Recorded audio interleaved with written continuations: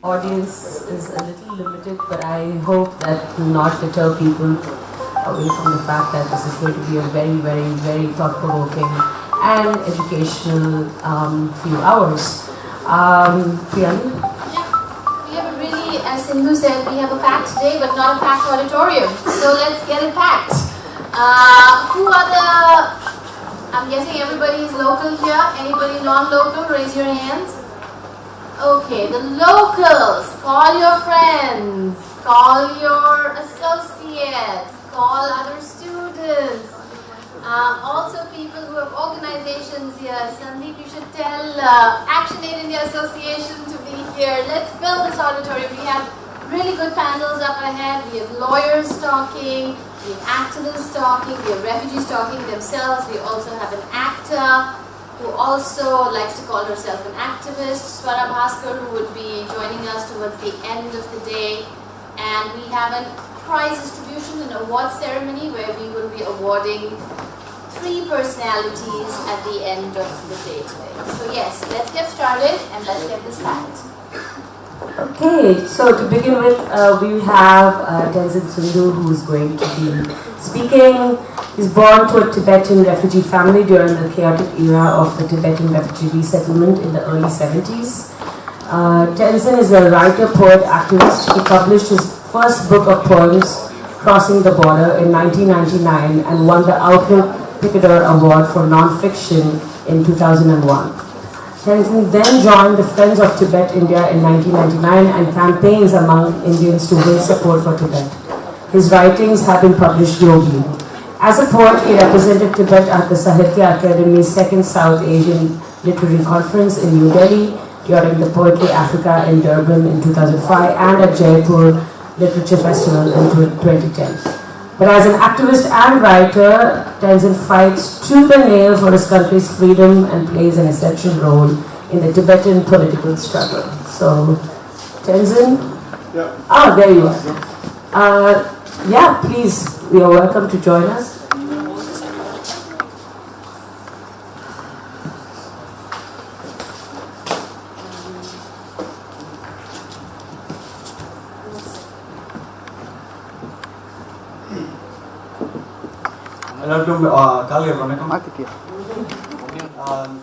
You may think, what is this Chinky speaking Tamil?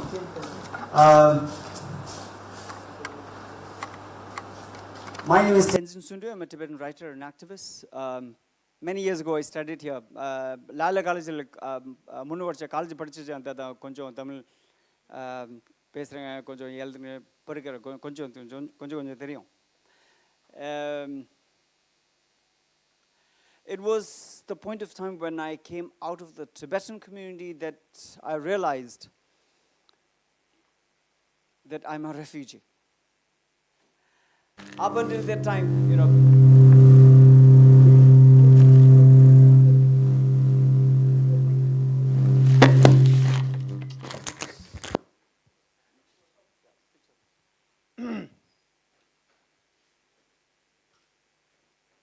okay.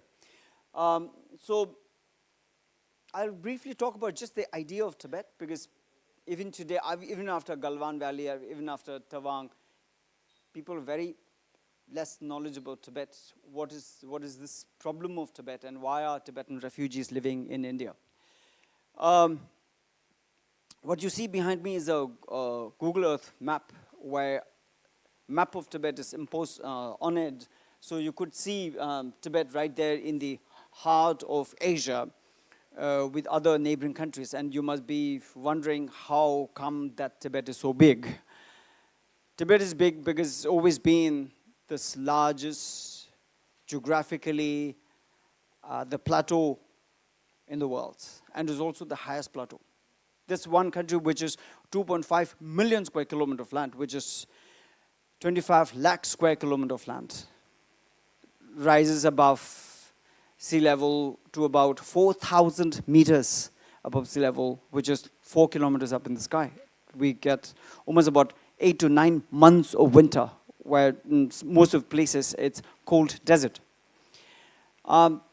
southern part of Tibet may be more, vegetative, but much part of Tibet is cold desert. Population of Tibet is small. It's just 6 million. So it happened in 1949, 1950, when China, our neighboring country, invaded Tibet. Up until that time, Tibet was living in isolation. We didn't even know what happened in the First World War, Second World War. We always lived in isolation. And when China did invade Tibet, people in Tibet had no idea that this was an invasion of a nation. Individually, people were fighting against the invasion in the form of protecting their monastery, their village, their country. And it came to a point of time where the entire country was invaded, occupied, and there was a danger on the life of their spiritual Dharma Guru, His Holiness the Dalai Lama. So this kind of land is what I am talking about. Snow mountains, which is that kind of topography. And then this is the capital of Tibet, the capital building, the Potala Palace. And the invasion of Tibet resulted in His Holiness the Dalai Lama escaping Tibet and coming to India seeking asylum. And that's 1959. And around 80,000 Tibetans escaped Tibet following His Holiness coming to India seeking asylum. This is one image of one of the first Tibetan refugee patches coming to India. Look at the dress. They were still wearing chuba, the traditional cloak-like dress that most people, some of you may not have seen. They're all wearing chuba, and one of the first things that the Dalai Lama did after coming to India was setting up Tibetan refugee schools for Tibetan children. And this is an image of a protest that is happening in Tibet in 2008. The protests in Tibet continue to happen. They all demand that we want freedom for Tibet. That's me doing a protest in Bangalore. This was in 2005. When we talk about Tibet, people usually think it's a small place, but this is the reality that most people don't know. When we say China, people are enamored because of China's money and weapons. But look at the reality. Real China is actually 60% occupied countries. It's Tibet, East Turkestan, Southern Mongolia, Manchuria. What you call chicken Manchurian on the roadside, what you eat, that used to be the biggest empire in Asia and used to rule over China for 250 years until 1911, when China re-emerged as a free and independent country, and therefore 1912 became what is called the Republic of China.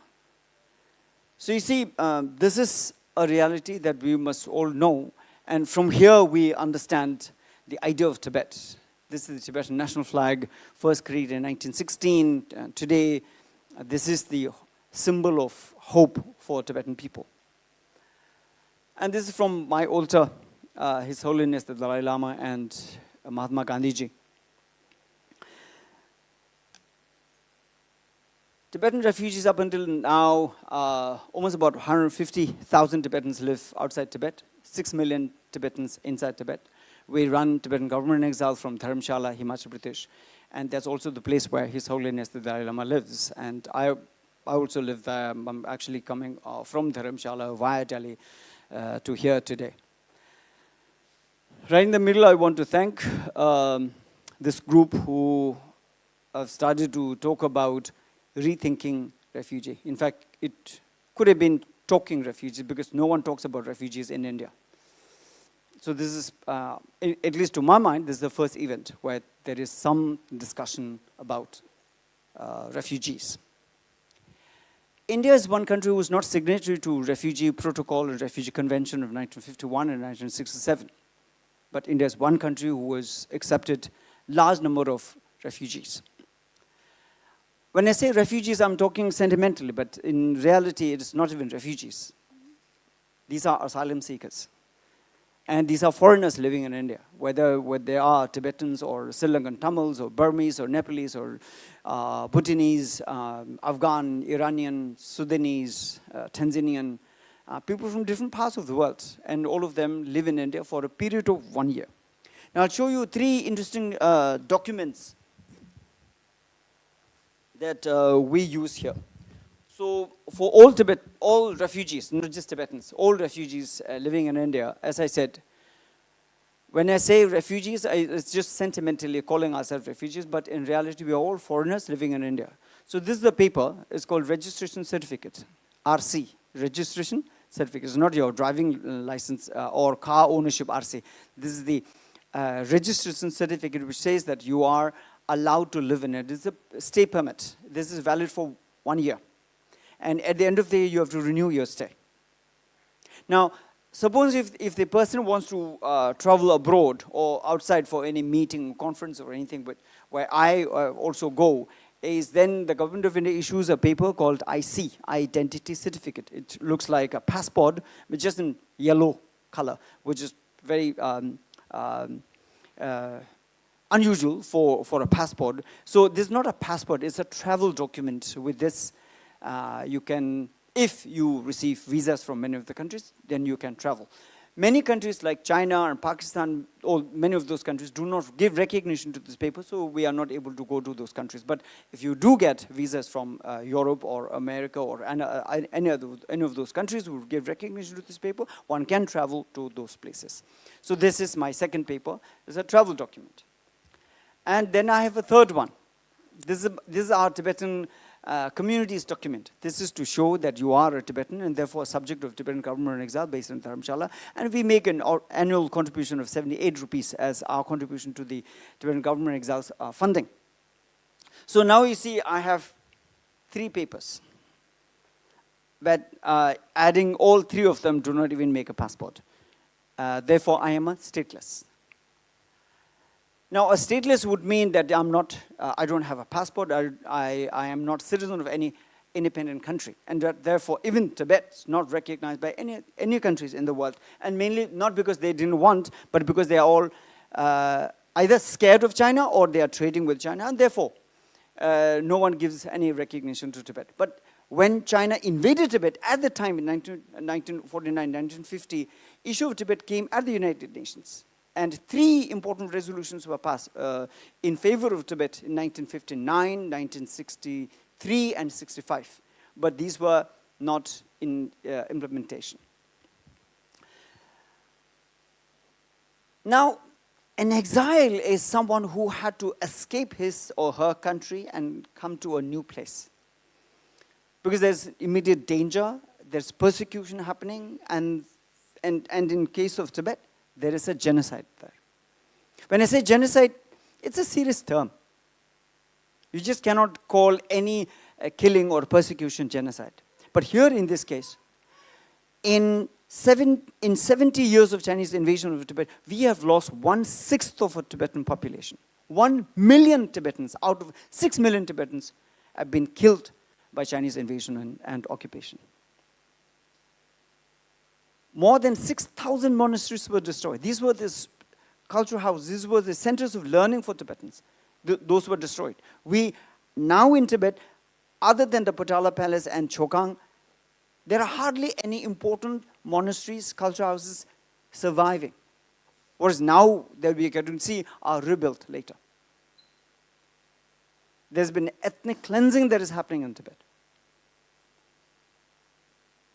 And the latest that we are getting to hear now is all the schools are run by the government, and from the age of 4 and 5, children are forced to attend these Chinese government-run schools where they are taught Chinese. And we fear that in the next 5, 10, 15 years, Tibetan children are going to grow as Chinese. So you must be wondering, so much is happening, but we didn't know. Because Tibet has been censored in India. Because India started with what is called the Hindi चीनी भाई भाई, हम चीन से दोस्ती करेंगे और तिब्बत का इशू जो है वो जा रहे हैं, जाने दो, हम महफूज हैं. I'm able to speak this because I'm born in India. I'm educated here. I'm as Indian as I'm Tibetan. And issue of Tibet is in the larger interest of India's security.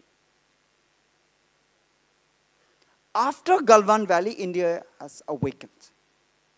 And now after Tawang, we all look at China as an enemy. But India is using 75% of Indian mobile phones are Chinese. So therefore, there is important need for India to rethink China and Tibet. So this is the main reason why I accepted to come and speak. Not because I thought there would be any extra sympathy on Tibet. So therefore, I always believe that issue of Tibet and India are related and one and the same. That Tibet, once it becomes free and independent, it will be a recreation of Tibet as a safe buffer zone between China and India. And this would hugely relieve India, especially on its Himalayan borders. My last point that I wanted to make here, then of course if there's any question, comments, we can discuss.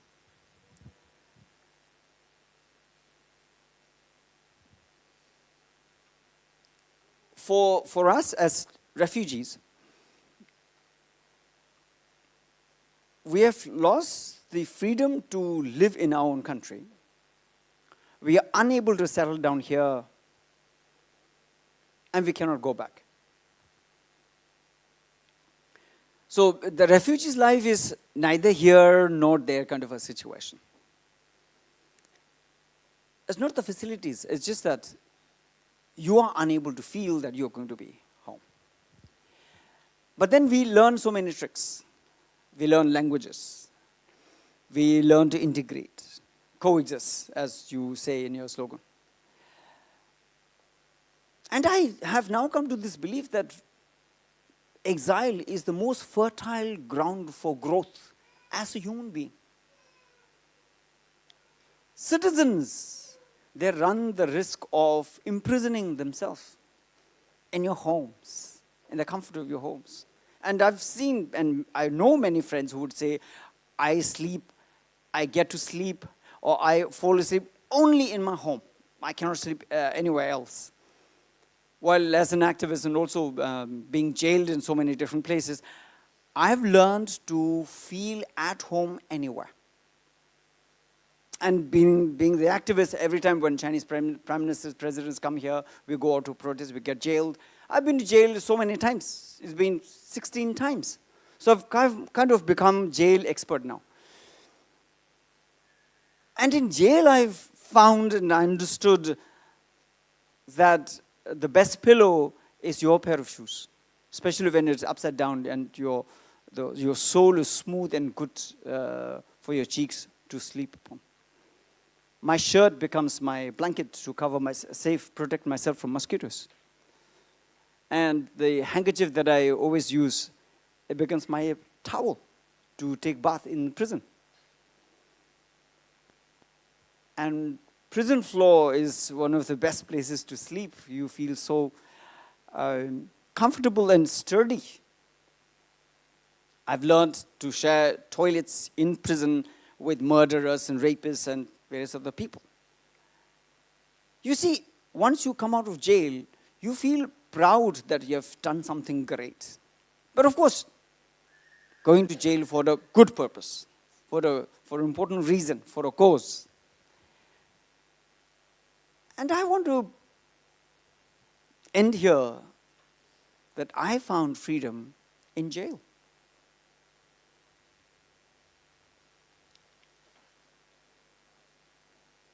In the process, I've started to write. I write poetry, I write stories, publish them.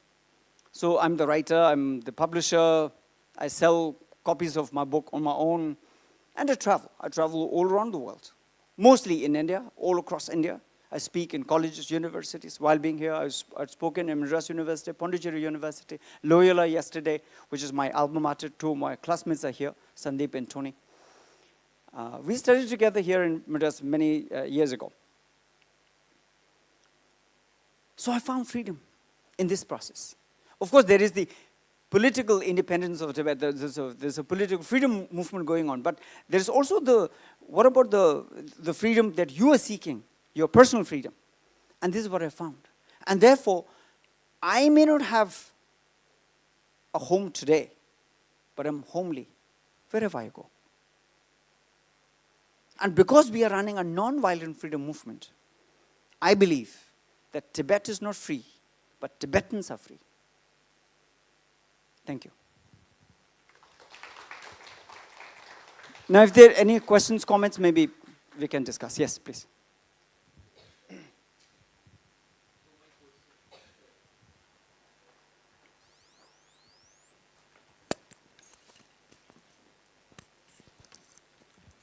Yes. Hello, sir. Sir, my name is Prince. My question is, since Dalai Lama is your leader, right, and he's raised a ray of hope for you all Tibetan refugees, but if you see the recent development, the China is trying to replace this Dalai Lama with his successor as his imposter, right? Like the one Dalai Lama who will listen China. So China is trying to establish a Dalai Lama who listen to him. So how do you see this? If a Dalai Lama the next Dalai Lama who will be who will work on the fingertips of China, how it will affect Tibetan refugees? Yeah, I get it. Thank you. Look, when you try to understand Dalai Lama, you need to understand the Dalai Lama in the context of Tibetans. Dalai Lama is not a pope position. Dalai Lama is not a president's position, not elected. The Dalai Lama is born Dalai Lama. And His Holiness the Dalai Lama's position is because of people's faith in him. And this is the 14th. The Dalai Lama has been coming back in life again and again for 400 years. That's the relationship between the Tibetan people and His Holiness the Dalai Lama. And China cannot just randomly come in between and say, we're going to select your next Dalai Lama. It doesn't work like that. And whatever they did, the people of Tibet will have no faith in such a person. The Dalai Lama's greatness today is essentially coming from Tibetan people's absolute love, respect, and worshipping. And then, of course, he has come and gone beyond the idea of not just Tibet and Tibetan politics. He has now become the symbol of peace for people around the world. And I can place my hand on my heart and can say that around the world today, there is not one person who is loved and respected universally like His Holiness the Dalai Lama. So he's irrepressible. China cannot do anything. They can, of course, make themselves look bad by trying to do something funny. But it will be only a joke. Any other question? Yes. My question would be, you said that I am as Indian as I am Tibetan and as Tibetan as I am Indian. So how do you understand the concept of home? How is Tibet as a home different from other places that you've mentioned? So for me, home is not a house.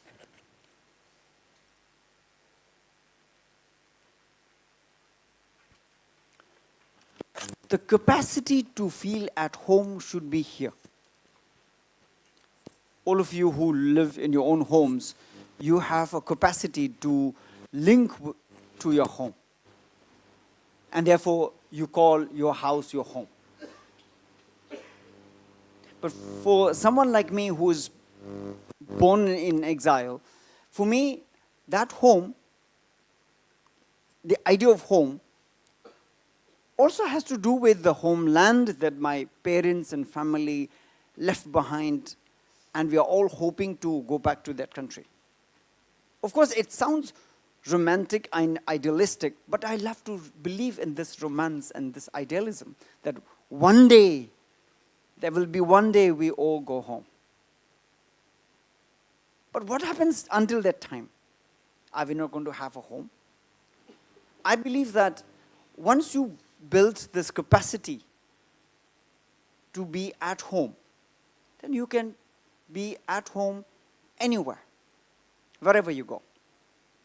But of course, that dream of returning to your homeland will always live. Any other question? Yes. Oh, okay, here. Whoever, yes, please. Can I? Yes. Sorry, if maybe somebody can you translate my in English? I am able to convey my point in the Tamil. Somebody's. Yes. என்னன்னா இப்போ திபெத்தில் இருந்து அவங்க மூணு விதமான ID card வச்சுருக்கேன்னு சொன்னாங்க இல்லையா? அதில் வந்து இன்டர்நேஷ்னல் ஒரு ஐடி கார்டு இருக்குது, அதில் அவங்க வேறு நாட்டுக்கு போக முடியும்னு சொன்னாங்க. ஸோ அது அந்த ஐடி கார்டு வந்து எதனா ஒரு பேக்ட் மூலமாகவோ இல்லைன்னா ஒரு ஜியோ மூலமாகவோ கிடச்சிச்சா, இல்லை சம்படி தனிப்பட்ட முறையில் அதை அப்ளை பண்ணணுமா அப்படின்ற ஒரு கேள்வி. இன்னொன்று, எந்த டிரைவ் வந்து உங்களை இன்னும் திபெத்துக்கு ஹோமுக்கு போகணும்னு சொல்லிகிட்டே இருக்குது? ஏன் அதுக்கு நீங்கள் இங்கே என்ன ஃபீல் பண்ணுறதுனால நீங்கள் அப்படி திரும்பி போகணும்னு நினைக்கிறீங்க? அப்படி 2 கேள்விக்கு. Thank you.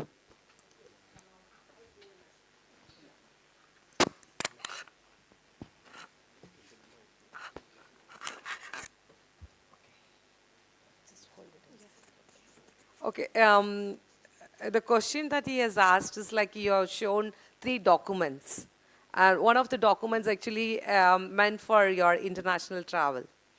And he's asking whether you have got that document through any pact or through any government order. And the second question that he was asking is, you said like you have the hope of going back to Tibet. And what makes you feel like that? And what drives you to say that? Listening to you was, I just would like to add on, listening to you was quite inspiring. And I mean, yesterday we were discussing about Tamil Sri Lankans.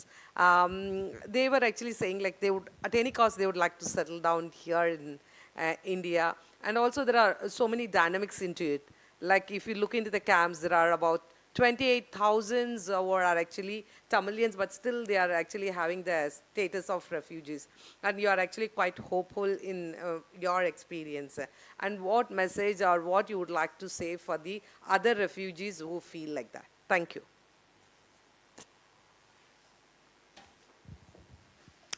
The IC or Identity Certificate, the paper with which we are able to travel to foreign countries if we get visas, is issued by Government of India.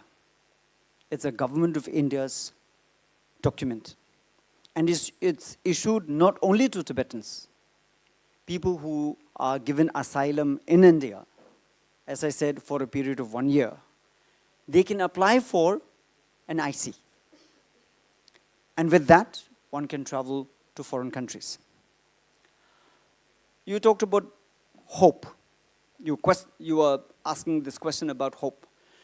For me, I have hope because I want Tibet to be free.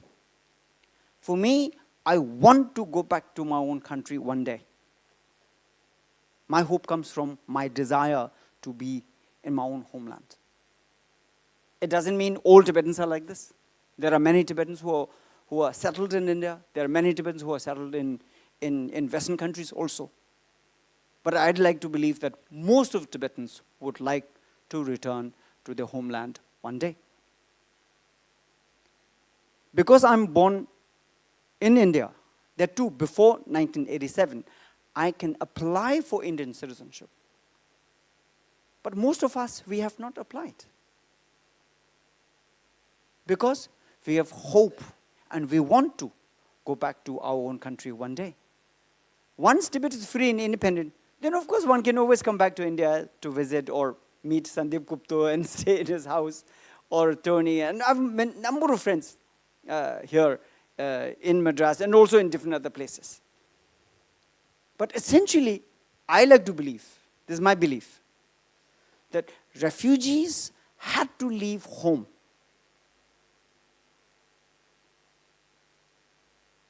And they may be finding freedom in other places, but I like to believe that they would like to return to their homeland one day. I only like to share. I cannot prescribe my ways of thinking to others, but I only share this. As a refugee, there was a condition with which you had to leave home, and you would like to return to that home one day. And a refuge like India, therefore, has become truly a refuge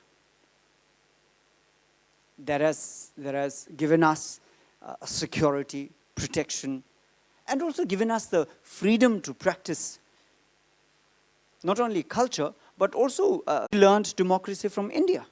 And we hope that when we go back to our own country, Tibet, one day, democracy that we have developed here in India will be our gift to Tibetans inside Tibet one day. Any other questions?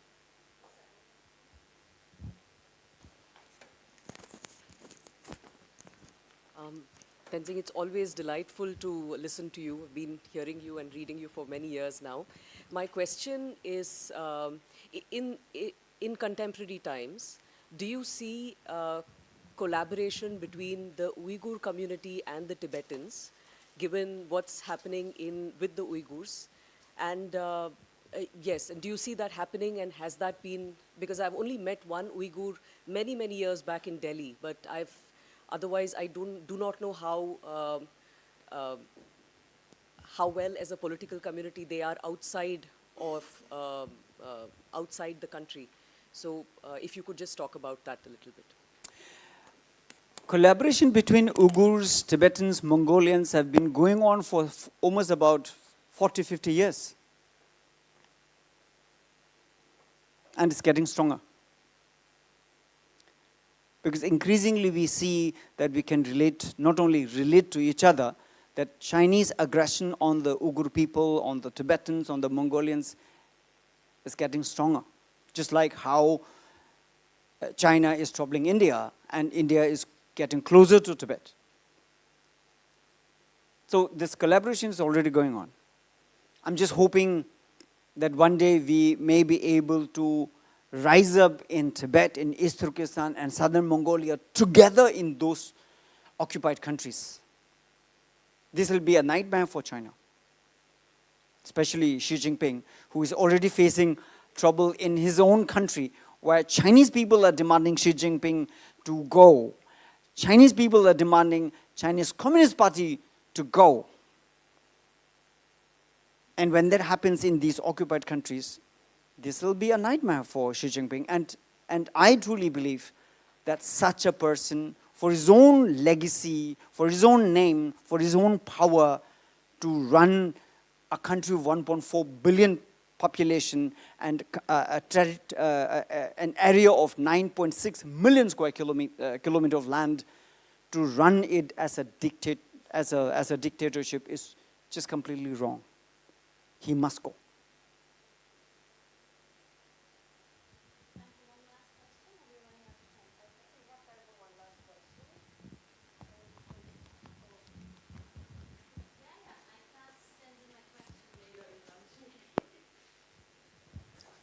Hi, Tenzin.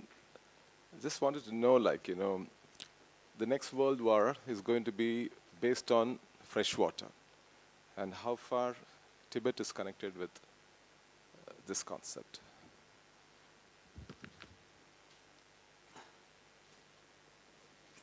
Can we use that?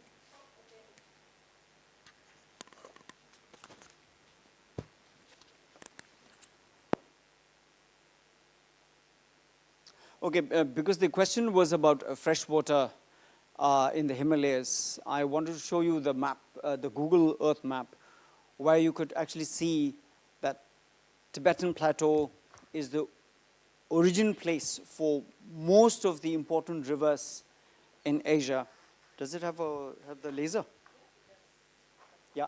So from here, see, this is the Karakoram Mountains, and the Himalayas start from here, Karakoram Mountains down to Kashmir, Ladakh, Himachal, Uttarakhand, Nepal, Sikkim, Bhutan, Arunachal Pradesh, right down to this point is India's Himalayan border. And Tibet region is this entire space, this 2.5 million square kilometer of land. From here, the rivers flowing to Pakistan, India, Nepal, Bhutan, Bangladesh, Burma, Laos, Cambodia, Thailand, Vietnam, and China. Rivers from Tibet feed 1.5 billion population in Asia.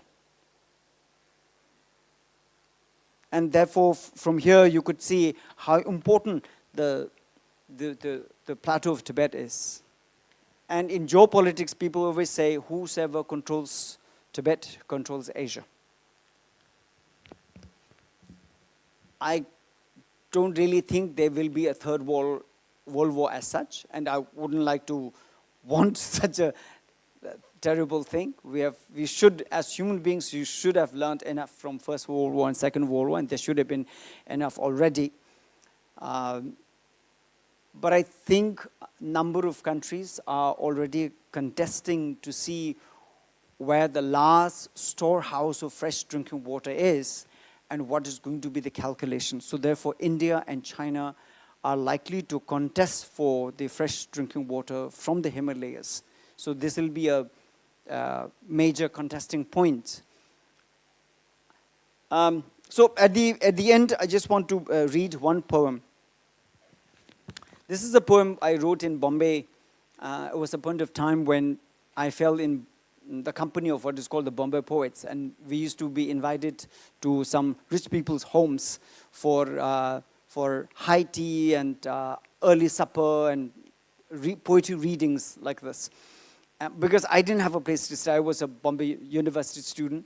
I used to stay in friends' houses. So every time I go to these rich people's homes, I always felt like saying, can I stay in your house? You have such a big cushion.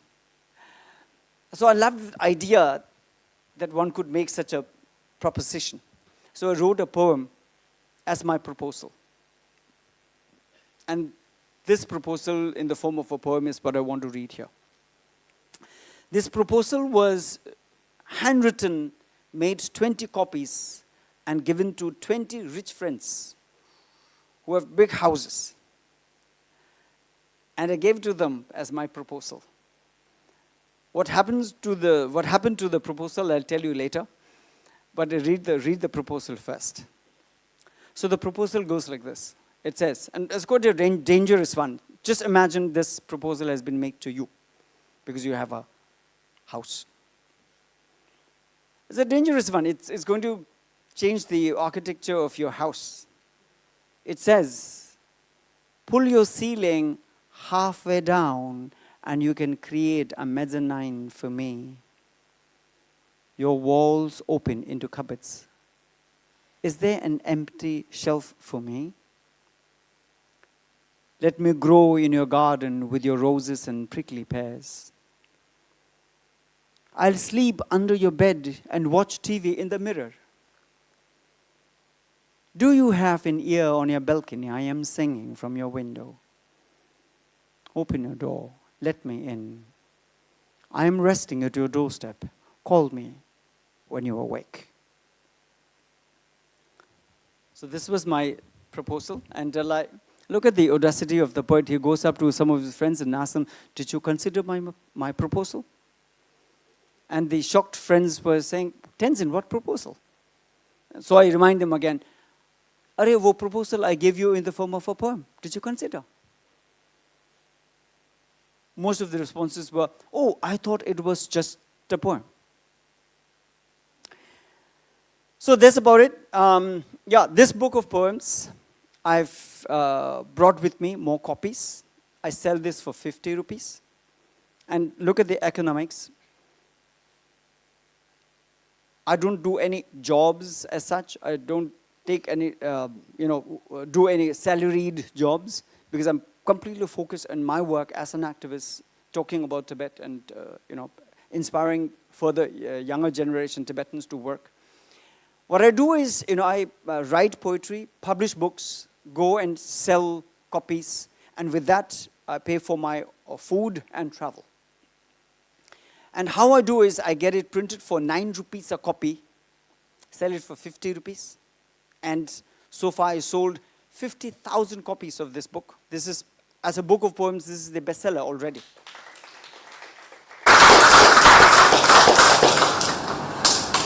And lived 20 years just selling this book. And you must be wondering, how is it possible? Like 50 rupees a copy and you live for 20 years. It's possible because I've shaped my life simple, minimalized, down to 2 pairs of clothes. I have 2 shirts like this, 2 jeans. I wear them in turns. And wherever you see me, you always see me in this dress. So many of my friends think, look, he has only 1 dress. They don't know that I have 2. I wear them in turns. So, and I live in a rented room in Dharamshala, and that's about it. And very cleverly, I didn't get into the business of marriage. So you see, there is a lot of freedom here already, and because of that, I remain focused on my work. But in case you would like to buy copies, I tell you, this is a good work of poetry and stories, and a good message about refugees. So you can buy copies from here. Thank you everybody. Thank you. Hold on. Tenzin, thank you so much for that very inspiring talk. I think this was the first time we had so many questions at our panel. So as a token of our appreciation, here's a little goodie bag. And that is actually from Tibetan, fellow Tibetans. So thank you again very much. And looking forward to reading more of your work. So everyone, there are copies of Kora there. So along with our merchandise, we also have Tenzin's work. So please do come and support. And yeah, just one more thing. I don't live here. I live in Dharamshala. In case you have more questions, you can ask my fellow Tibetan there, Siring Dolma. She lives here and she speaks perfect Tamil. So you can bombard her with your Tamil questions also. Okay, thank you very much, Tenzin.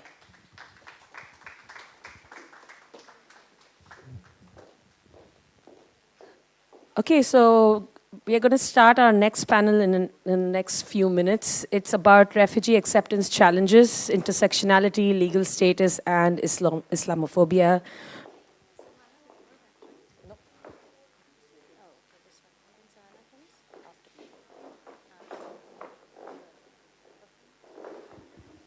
So can we have Sandeep Chachra, Pari Saika, and Ujjaini Chatterjee to please come on stage.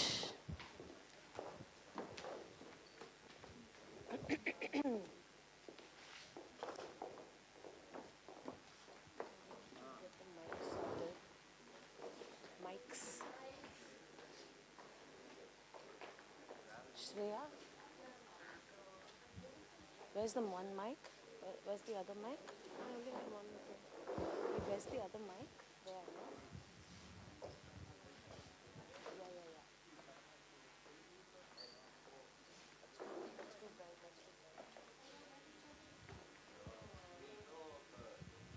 Okay, we have only 3 mics, so just move it. Just move it and 2 collar mics. So I think this is easier to move. So one of you can have a collar mic. And maybe you want this? I guess you can have a collar mic. I'll keep the collar mic because I'm the moderator. So you can have this and I'll have one more collar mic.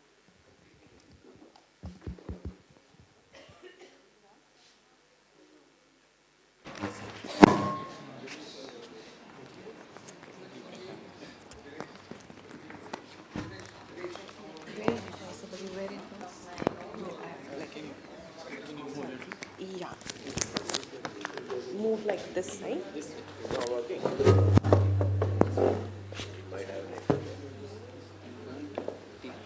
These 2 mics very close.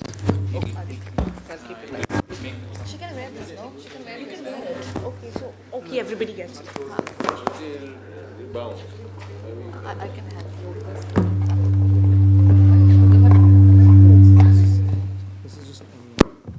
Who's the audio person? इसको clip कर लो यहाँ Check. पे, बालों के पीछे और यहाँ. Check. This is working? Yeah. I think it'll work like this too. Yeah?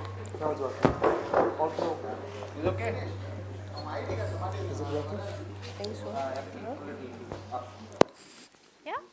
Better?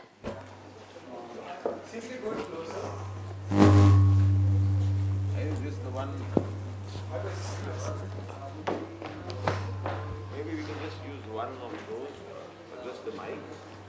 We can just move it around, no? Just move the mic. Yeah, I think that's easier. Yeah, I agree. Thank you. But this is fine? Can everybody hear me, even with the mic or without the mic? Perfect. Oh. Can you guys hold it? I can hold it, but it may cause...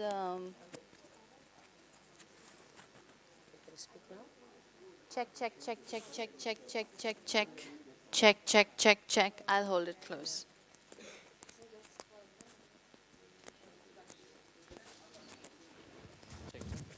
Check, check.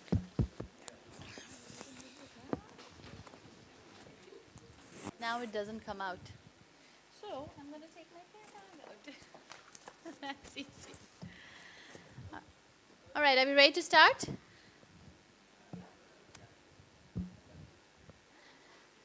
Hi, everybody. Please get seated. We're about to start our next panel. I would request everybody to sit down.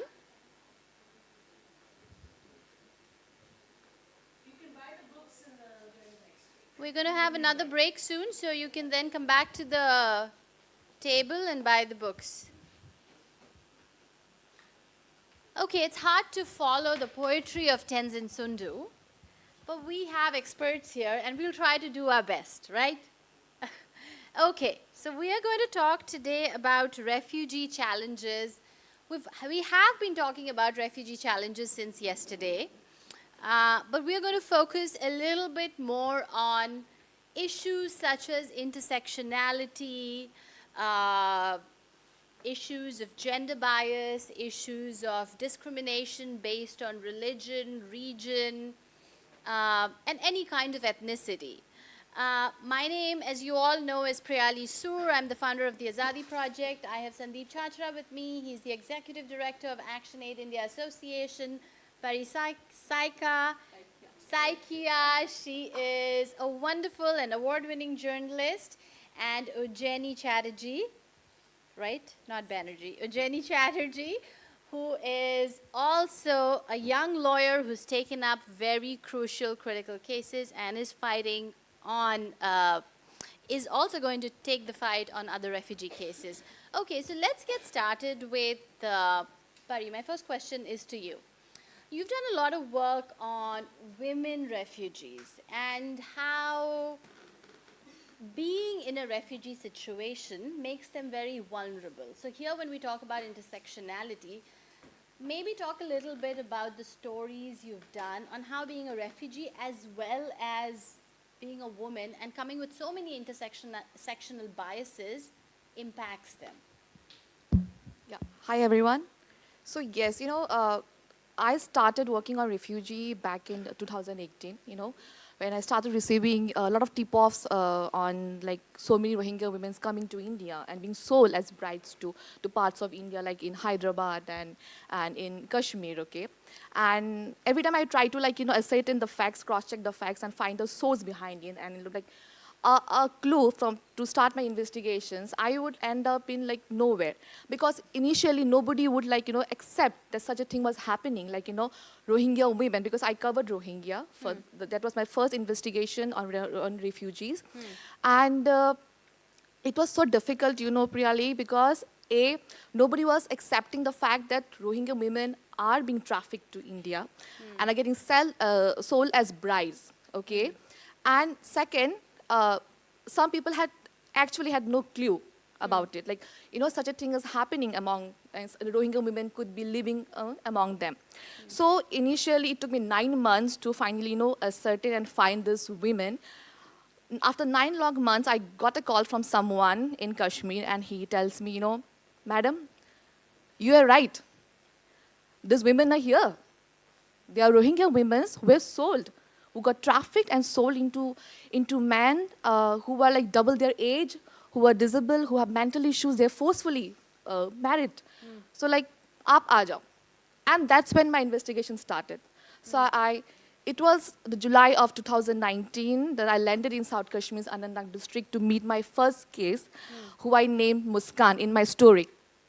And, you know, when we entered into the remote village of Anantnag district, I remember all the heads turning up to us because I was a non-Kashmiri there, looking for someone who was like an alien to all, most Kashmiris. And I eventually got to meet her. But that was not the only daunting task to find them. The second challenge was, how do I speak with them now in front of the captors, their harassers, okay? So thanks to Rohingya friends. Who are also their husbands. Their husbands. Right. Yes, unfortunately. So thanks to Rohingya friends who helped me to learn the basic languages. I had 3 questions to ask in the language. How are you? आप यहाँ कैसे आए? कौन लेके आया? And the third question was, अभी आपको क्या चाहिए? So the 3 questions. So I met Muskan, I spoke with her, and एक तो to establish that trust with that person who have come looking for her was also, you know, quite traumatic.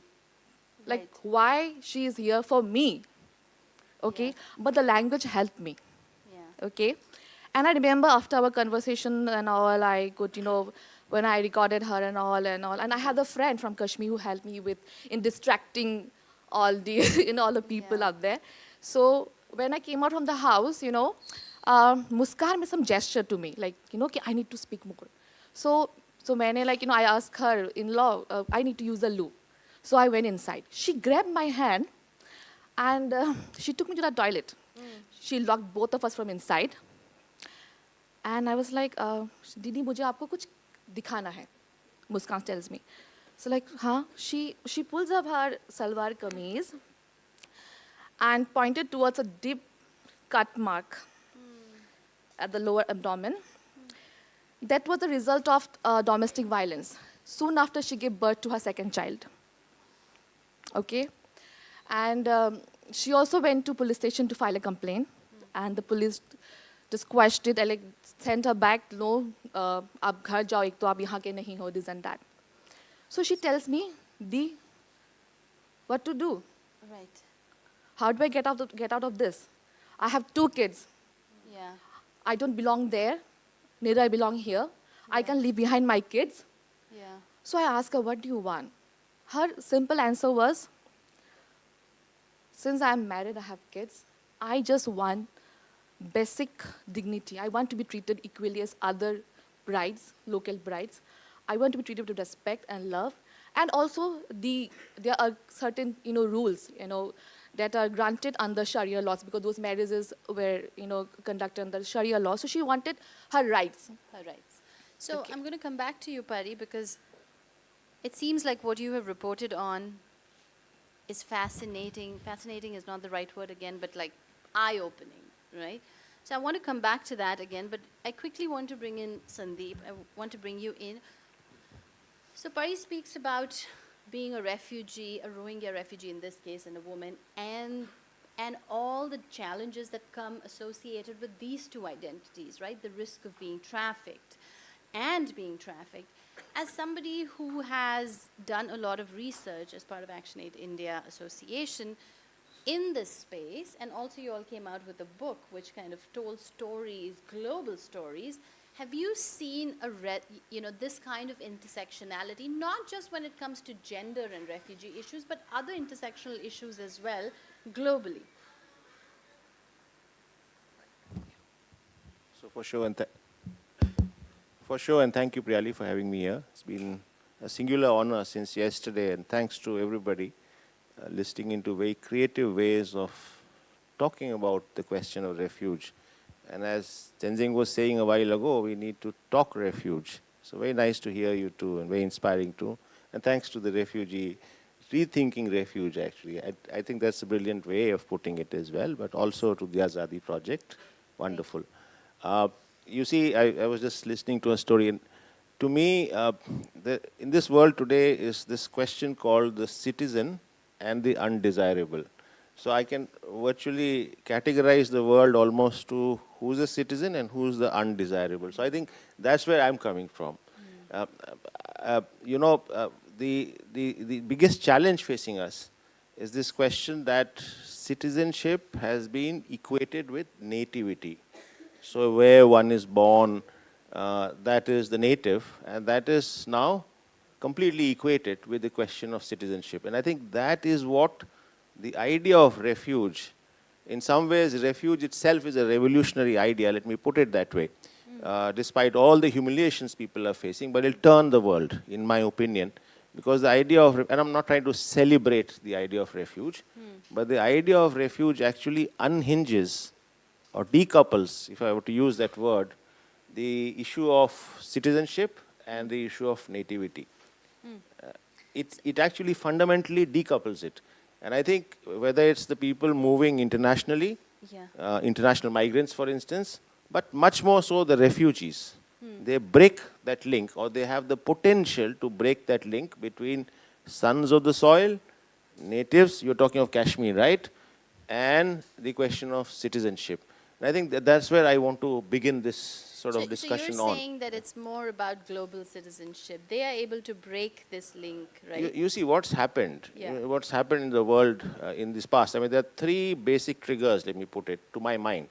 The first is, of course, the flagrant footprints of colonialism, which haven't gone away. Yeah. So they are the avatars of what you call violent wars. Yeah? We saw that unravel in the last 2 decades, more particularly, and much of it goes back to NATO, and we can debate it.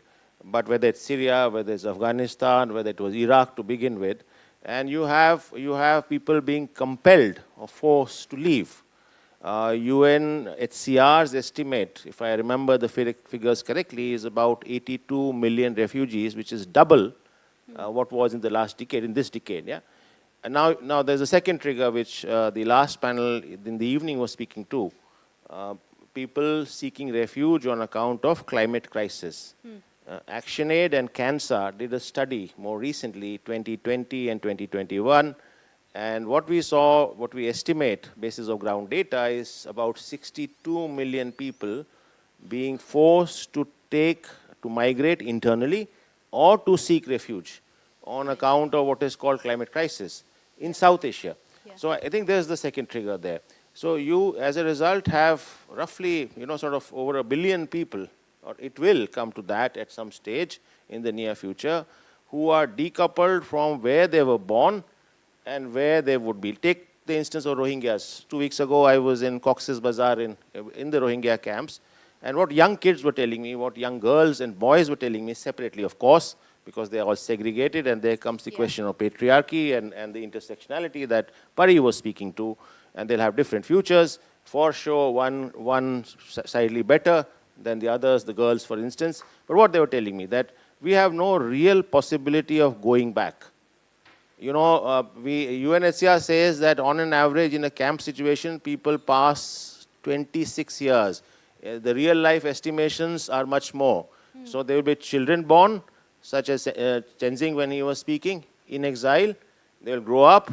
He hasn't married, but there will be children born in exile. And that's what camps are about, refugee camps across the world. So in such a situation, you have this whole notion. And also on the other side, the rise of the sons of the soil, the rise of xenophobia, the rise of Islamophobia. I'll come to that. So you have those sort of regressive movements to further push the boundaries.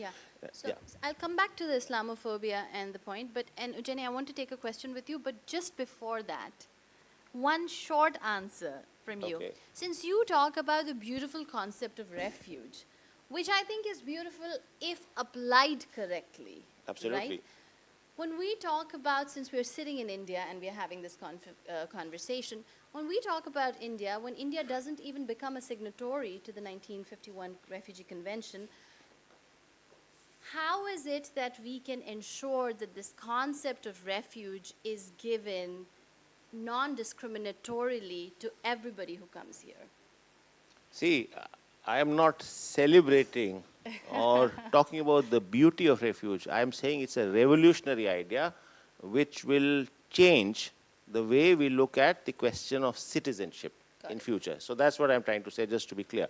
Number two, now in terms of the issue of citizenship and its ascriptions, you know, as Hannah Arendt once said, to be, you know, stripped of citizenship is to be stripped of worldliness. Yeah? So in some ways, it is very, very a discriminated future. I'm a second generation refugee myself. My father was born in land which is, or my mother was born in land which is now Pakistan, right? So one goes through the discrimination, the lack of loss of identity, the feeling of homeland. Many of us were talking here, the romance of homeland, the idealism of homeland. So one goes through all that. But what now is the issue at hand today? We have the possibility to struggle for the issue of universal citizenship. But what do we see in the real world? Country after country making citizenship more difficult or more exclusionary or more discriminatory basis of certain tendencies. One of those is clearly the question of religion. For instance, in the UK, you know these famous cases where ISIS sort of widows or ISIS married women were not given citizenship. They were stripped of citizenship, and several countries in Europe passed laws which allow for stripping of citizenship to ex-ISIS fighters. Yeah? So, and this essentially Islam. What do we have here in India? You have a pathway to citizenship, the Citizenship Amendment Act, discriminatory in the sense that you do not allow citizenship and you exclude categories of people based on religion, which is the Rohingyas in this instance. So on that, we can come to Jenny, who's been doing a lot of work in Delhi.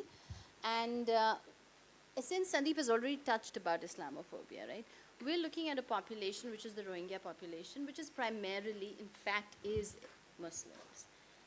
And how have they been not accepted or discriminated in the aspect of detentions where you have been working? Can you talk a little bit about that and what these detention centers are really, and what is the projection of these detention centers? So I'm going to start with the second question about what these detention centers really are and how they are like. So I went to this detention center. I saw it from a distance, obviously, because I was not allowed to go inside.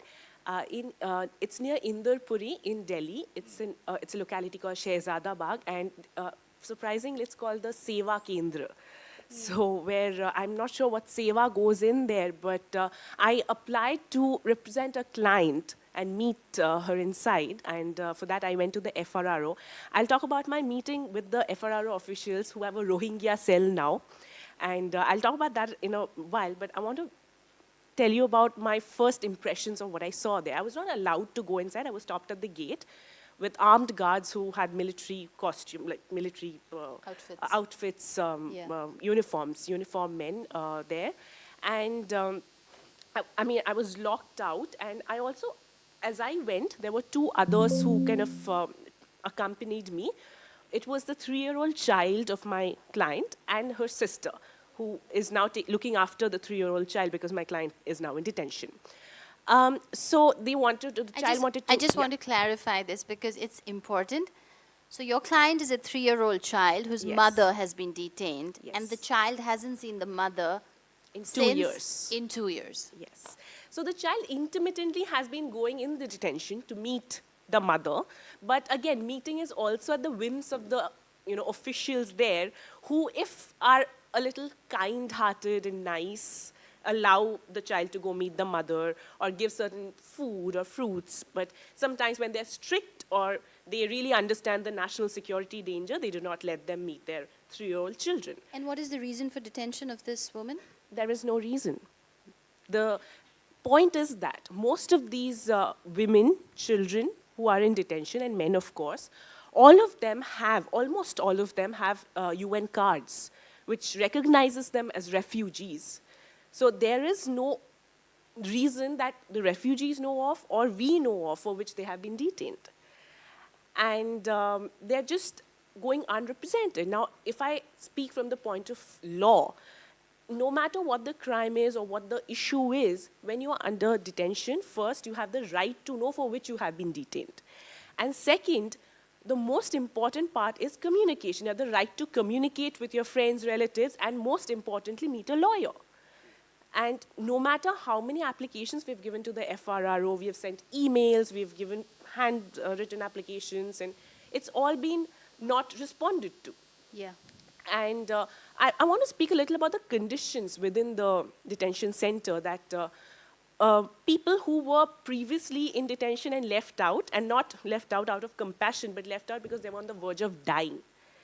The conditions are that bad inside. So this is the description. I'm not sure if I'll be able to make a quote imagine, like I can request the audience here to imagine, but I would really urge you to probably close your eyes and think, being in a room of almost 20 people, a small room of almost 20 people where there is no sunlight and near darkness, there's barely a bulb or whatever, and there's no clock inside. The windows have grills, iron grills, and it's covered with cardboard, and the glass is very old, and there is no way sunlight passes through it. And beyond, I think, night, a particular time in the night, the doors to even go to the washroom is locked. So you cannot use the washroom throughout the night. And if you have to answer nature's call, you have to do it within the rooms. And in the morning, the detainees are made to clean that. And while they do that, they're abused and used all sorts of slangs and bad words. And slangs are obviously Islamophobic, and things like, you people are worse than animals, you deserve to be treated like this. And these are the testimonies that I've gotten from people who have been in detention earlier. I'm getting goosebumps listening to this. Thank you for bringing this to light. Thank you for going in there, for representing this child. And all of this, just to highlight, Ujeni, and correct me if I'm wrong, all of this, not because most of them have committed any crime, without a reason, all of this because they are trying to not be killed in a conflict or a war situation and find refuge. Absolutely. Right? See, if they committed a crime, they would be in a jail, right? There would be an FIR, a first information report against them. There would be some charges. Probably that would have been better for me as a lawyer, because I would then be able to represent them in a trial. Yeah. Right now, see, in cases for refugees as lawyers to take something to the court, I'll be very honest, I have to think a lot. Because if there is an adverse order, it's going to impact an entire community. And this has already happened for the Rohingyas. We've already gotten adverse orders where, we have the courts feel that, things around national security, which are very vague allegations. You cannot say an entire community which is running away from persecution. In a way, they're fleeing terrorism, right? Yeah. So you can't call victims of terrorism as terrorists. Yeah. It's just about them being Muslims. Yes. And Pari, you were saying that a lot of these women that you spoke to don't want to talk to anybody, don't want to report because they don't know what to do. Is there a fear of detention in these women as well? Like if we go somewhere, if we ask for help, if we seek help, our real identity will be known, we will be detained, we'll be taken away from our children. Is there a fear? Of course, of course. I mean, all the women that I met, I asked the same question, where do you want to go? What do you want now? And everyone has the same answer. Like, almost everyone said, I don't want to go back to there is nothing left in my home country. I mean, imagine the irony. They were first deceived by their own government, and then traffickers taking the advantage of their miseries, profiting and proliferating in the aftermath of the exodus. So they told me, Didi, we don't want to end up in the detention centers. We don't want to leave behind our kids. So provide us a space where we can live and, a conducive environment where we can live and survive. We don't want to be, also in the limelight. Acha, uski biwi Rohingya hai. Okay. And when we did the story now, some people of course, there's a lot of, people who came out and said, acha, Muslims, ye to Muslims ka issue hai. They are into this. I mean, they are traffickers by Hindu. What about that? Right, so Indian nationalities are getting women trafficked and married them. Yes, there are so many parties involved, okay? There were traffickers from Burma, Myanmar, Bangladesh, Cox's Bazar. There are Indian traffickers. Yes. So what about that? And when it's a crime, I mean, crime doesn't have a religion. Yeah. Right. Yeah. So yes. So coming back to your question, the women want just to be, you know, as I said, they want to have their rights. They want to be treated with dignity and respect, and they don't want to end up in detention center. I mean, coming to the, you know, what Ujjaini said, last week I happened to speak with someone from the Rohingya refugee camp, and he told me, from Jammu camp, he told me, Didi, you know, there are about 300, like 270 plus Rohingyas were detained, were living in the Harinagar detention camps, and some of them are pregnant women. Okay, then there are cases where kids are in the detention center, the parents are outside. Then we have parents inside and the kids outside in the camp, and that crackdown has actually increased the bride trafficking and child brides. Now, because all this, the girls and women who are now on their own in the camps, they want to escape. They don't want to end up in the detention center. So there are pregnant women in the detention center. Yes. They were pregnant when detained, or they got pregnant after going? Oh, no. So is there abuse there? See, I do not have the exact information on that, but I know there are women who are pregnant whose husbands are out. And I don't know whether they are couples as well, so I have no idea about this, so I'm not going to comment. But there are women who are pregnant and alone in the centers. And that crackdown has actually increased the trafficking of women, girls especially. We had a case recently where a 13-year-old Rohingya bride was sold to a 50-year-old man, okay? And she got rescued, but then she got re-trafficked recently. Yeah, so I think that's the point. If you rescue a trafficked survivor and you put them in a detention center instead of a rehabilitation center, it just takes away from the entire rescue mission, right? So I'm going to try and wrap this up quickly so we have audience questions. Sandeep, I'm going to come to you for the last question, but before that, Ujjaini, just quickly, very quickly, you said that most of the people you've seen in the detention center are women. Can you talk a little bit about that, and why do you think there are maximum women, majority women as opposed to men in the detention centers? So I've not gone inside the detention center to be able to kind of give you a concrete information, but based on my entire understanding comes out of my interactions with detainees who have been released recently and who are out, but they have been in detention before.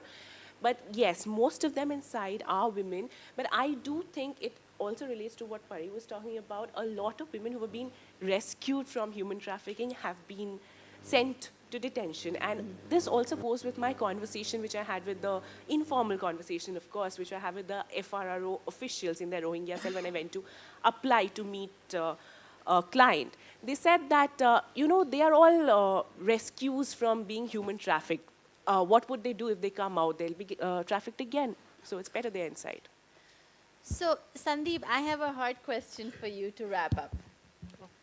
Is there a way forward? What should be the policies we should be advocating for? What is it that we should be pushing for, looking for? Being realistic and aware of the fact that we are not a signatory of the Refugee Convention. You see, my organization and my colleagues work in almost all of the refugee camps, the big ones in the country, and the Rohingyas, but also the other communities. Yeah. Whatever lessons I learn from there, quickly I'll put it here as possible pathways for future. I think that on a macro level, there are three big demons which are reawakening, and they need to be chained.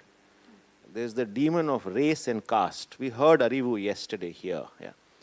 But the bigger demon of race, yeah, if you look at statistics on hate crimes across the world and in India, the statistics on hate crimes basis of race, caste, identity are rising, which includes religion. Yeah. So that's the big demon. We need to chain it. It is not a new demon. It has always been in the subconscious of our societies. It needs to be contained and killed, perhaps. Yeah. Let me use those hard words. Yeah. The second is the demon of political religion. The Islamophobia, the construction of Islamophobia is quite long now. So it's not a new invention of this century by any stretch. We had crusaders fighting Islam many centuries ago. That demon was contained during the phase of liberation of the global south. But it is reawakening today. The question of political religion is not just Islamophobia. The rise of trajectories of fundamentalisms in all religion, Buddhism, It is a late entrant in that line of thinking. Yeah, you saw what's happening in Myanmar. I saw it. I worked in Myanmar for years. Yeah, and where in our own country, the rise of political Hinduism. Yeah. So that's the second, let me say, something that we need to change, contain, manage in our minds, in our societal minds, in our state policies, which is reflecting our societal minds. The third is a demon they've talked of. And that's again not a new demon. The question of patriarchy and patriarchal morality. I mean, yesterday, Kavita Krishnan was speaking of the slutting of Rohingya women, or, calling them sluts.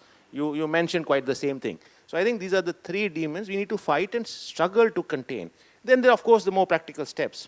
To argue for a refugee policy in India. We've been arguing with NHRC, we have been supplicating to the NHRC that this is something that is needed to the government of India, which is equitable, equal, non-discriminatory in nature. There's an asylum seekers bill pending. Absolutely. So then there's this whole question of what we do. I mean, just to summarize and be very quick about it, yesterday we heard the primary question of education. You deny a future to millions of children of refugees.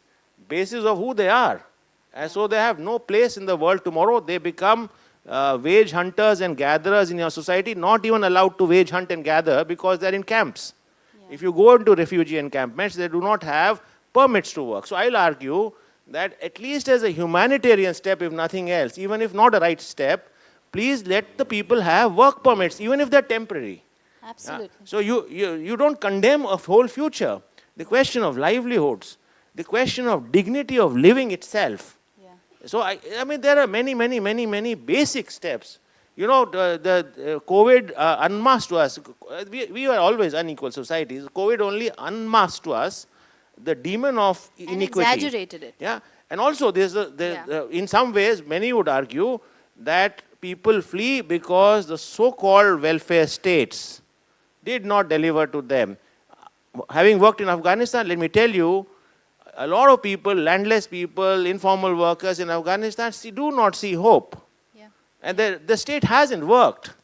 So they do not have any succor. In the end, they only get killed. So might as well get into a camp in Pakistan, at least you might live. At least you might give your next generation a chance for barely living. I'll stop here. Thank you. No, I think excellent points. So the three demons, one is caste, one is political religion, one is patriarchy. I'm going to open this up to the audience. Let's do like 2 or 3 questions before we wrap up. Yes. Ice.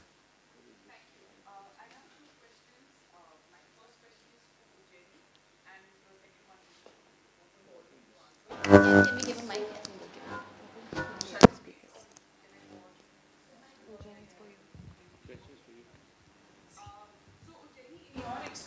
While working with women, have you seen any success in their inclusion in mechanisms like the one-stop crisis center or the kind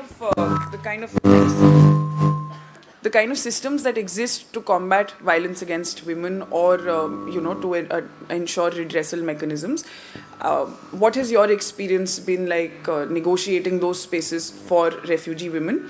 That's my first question. And my second question would be that, of course, the creation of a secure, safe, and a thriving environment for refugees in host countries is extremely important. But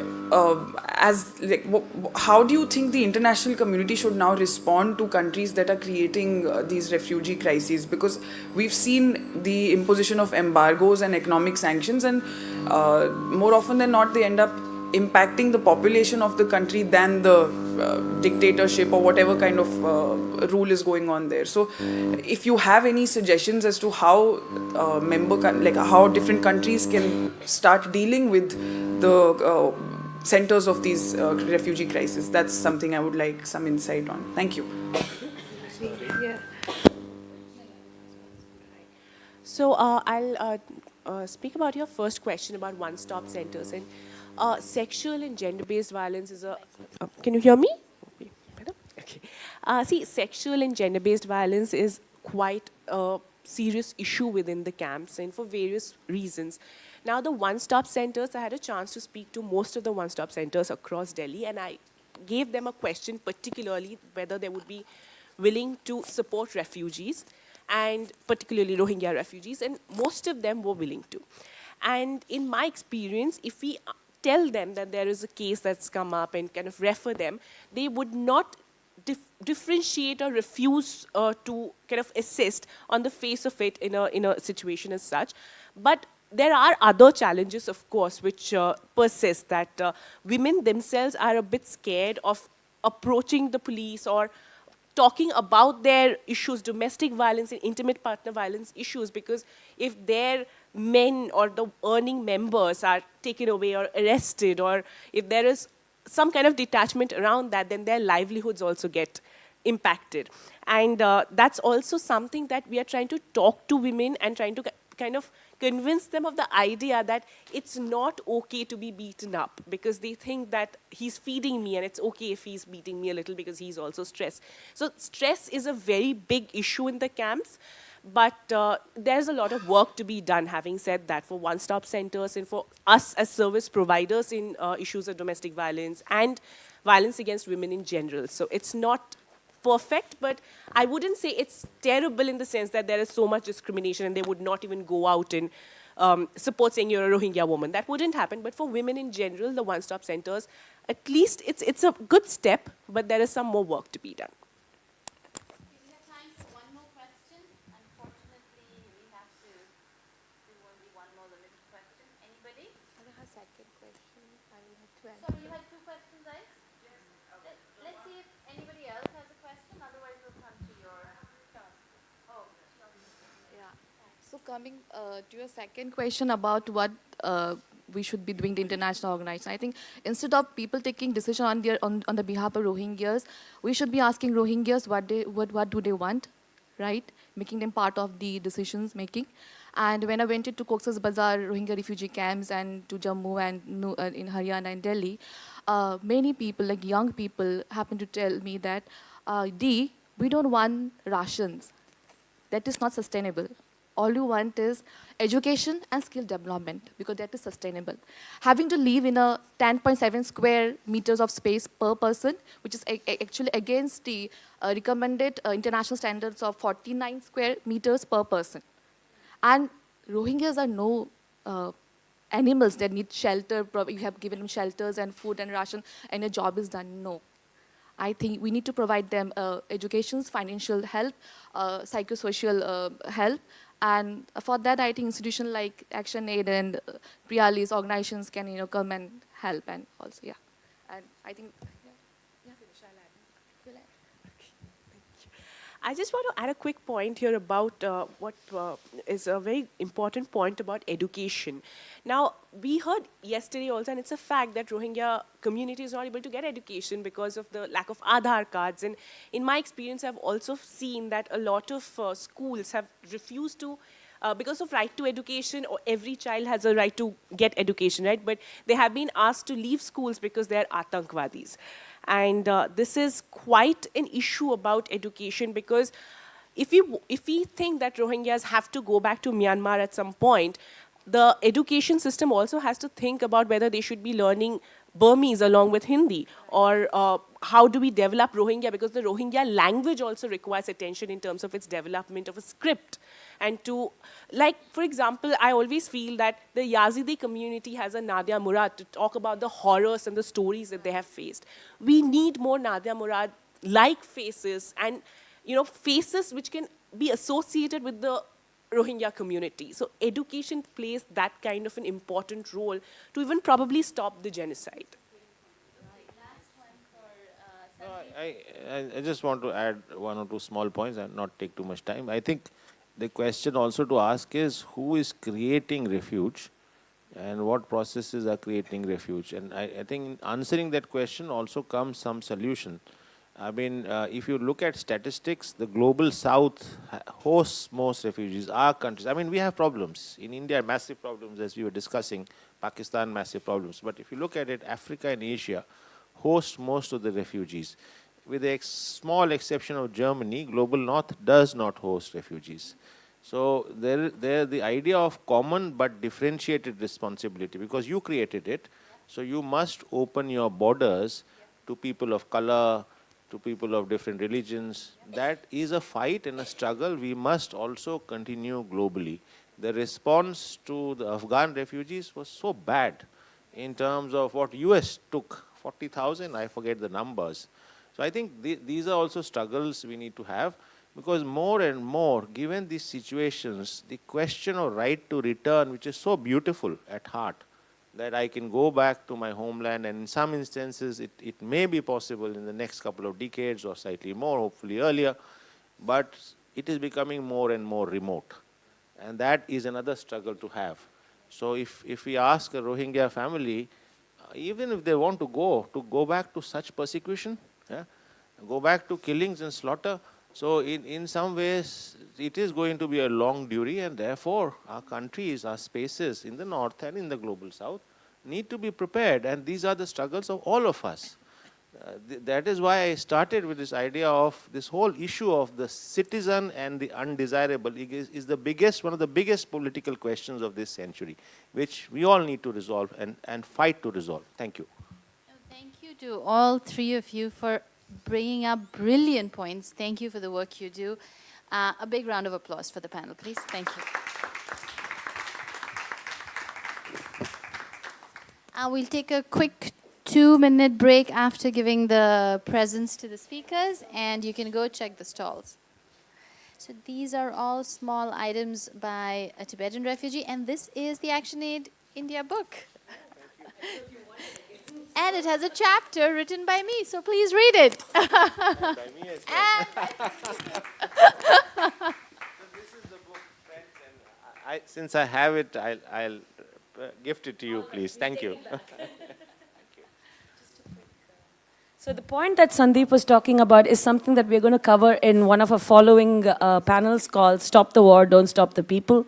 So stick around for that so we can have a better insight on what's happening, what's creating the problem of refugees, or rather the problem of the refugee situation.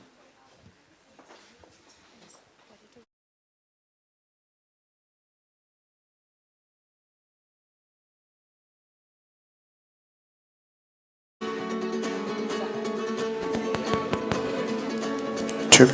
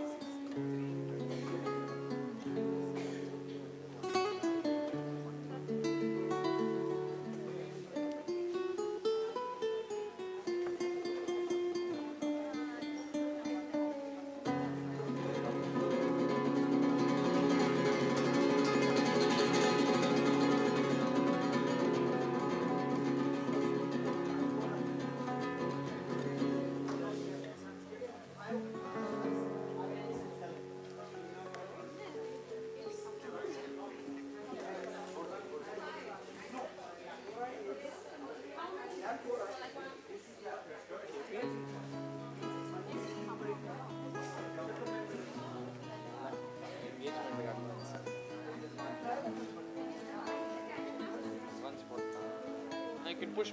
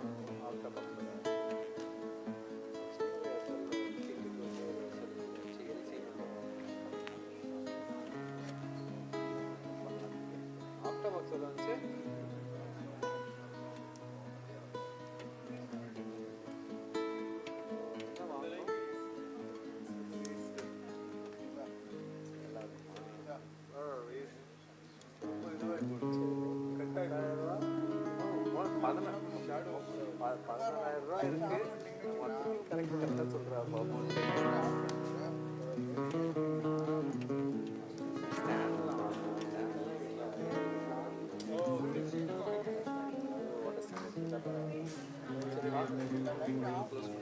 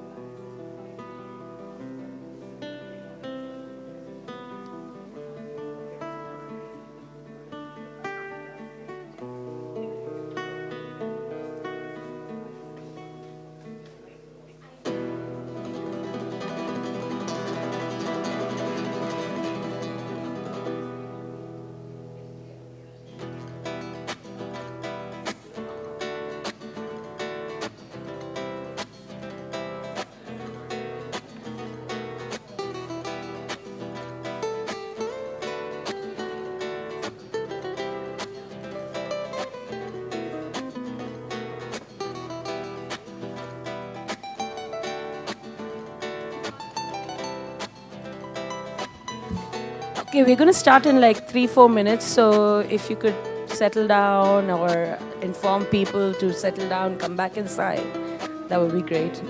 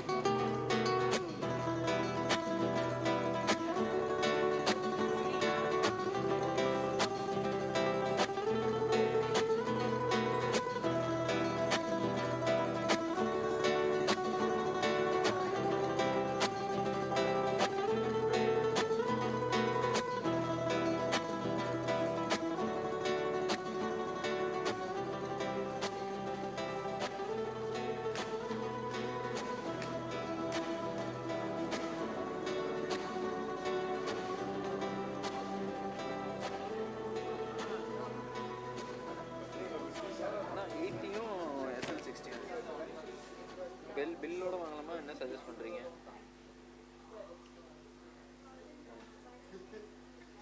சரி பார்த்துக்கலாம். நான் ஃப்ளைட்டில் எடுத்துன்னு போவேன், அது கேட்குறேன்.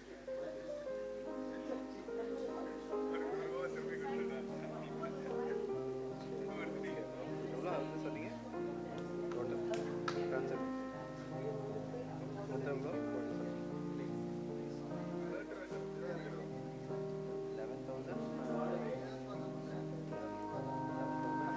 570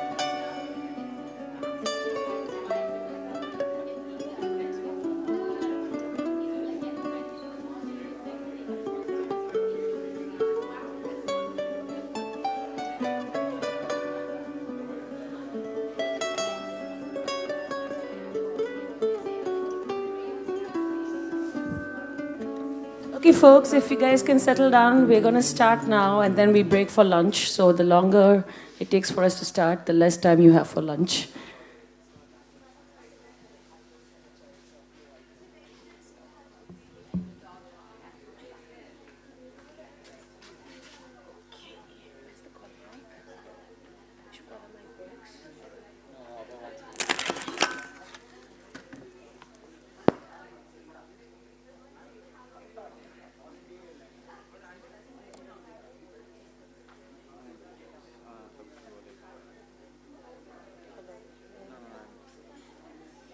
Check. Check. Check, check, check. No?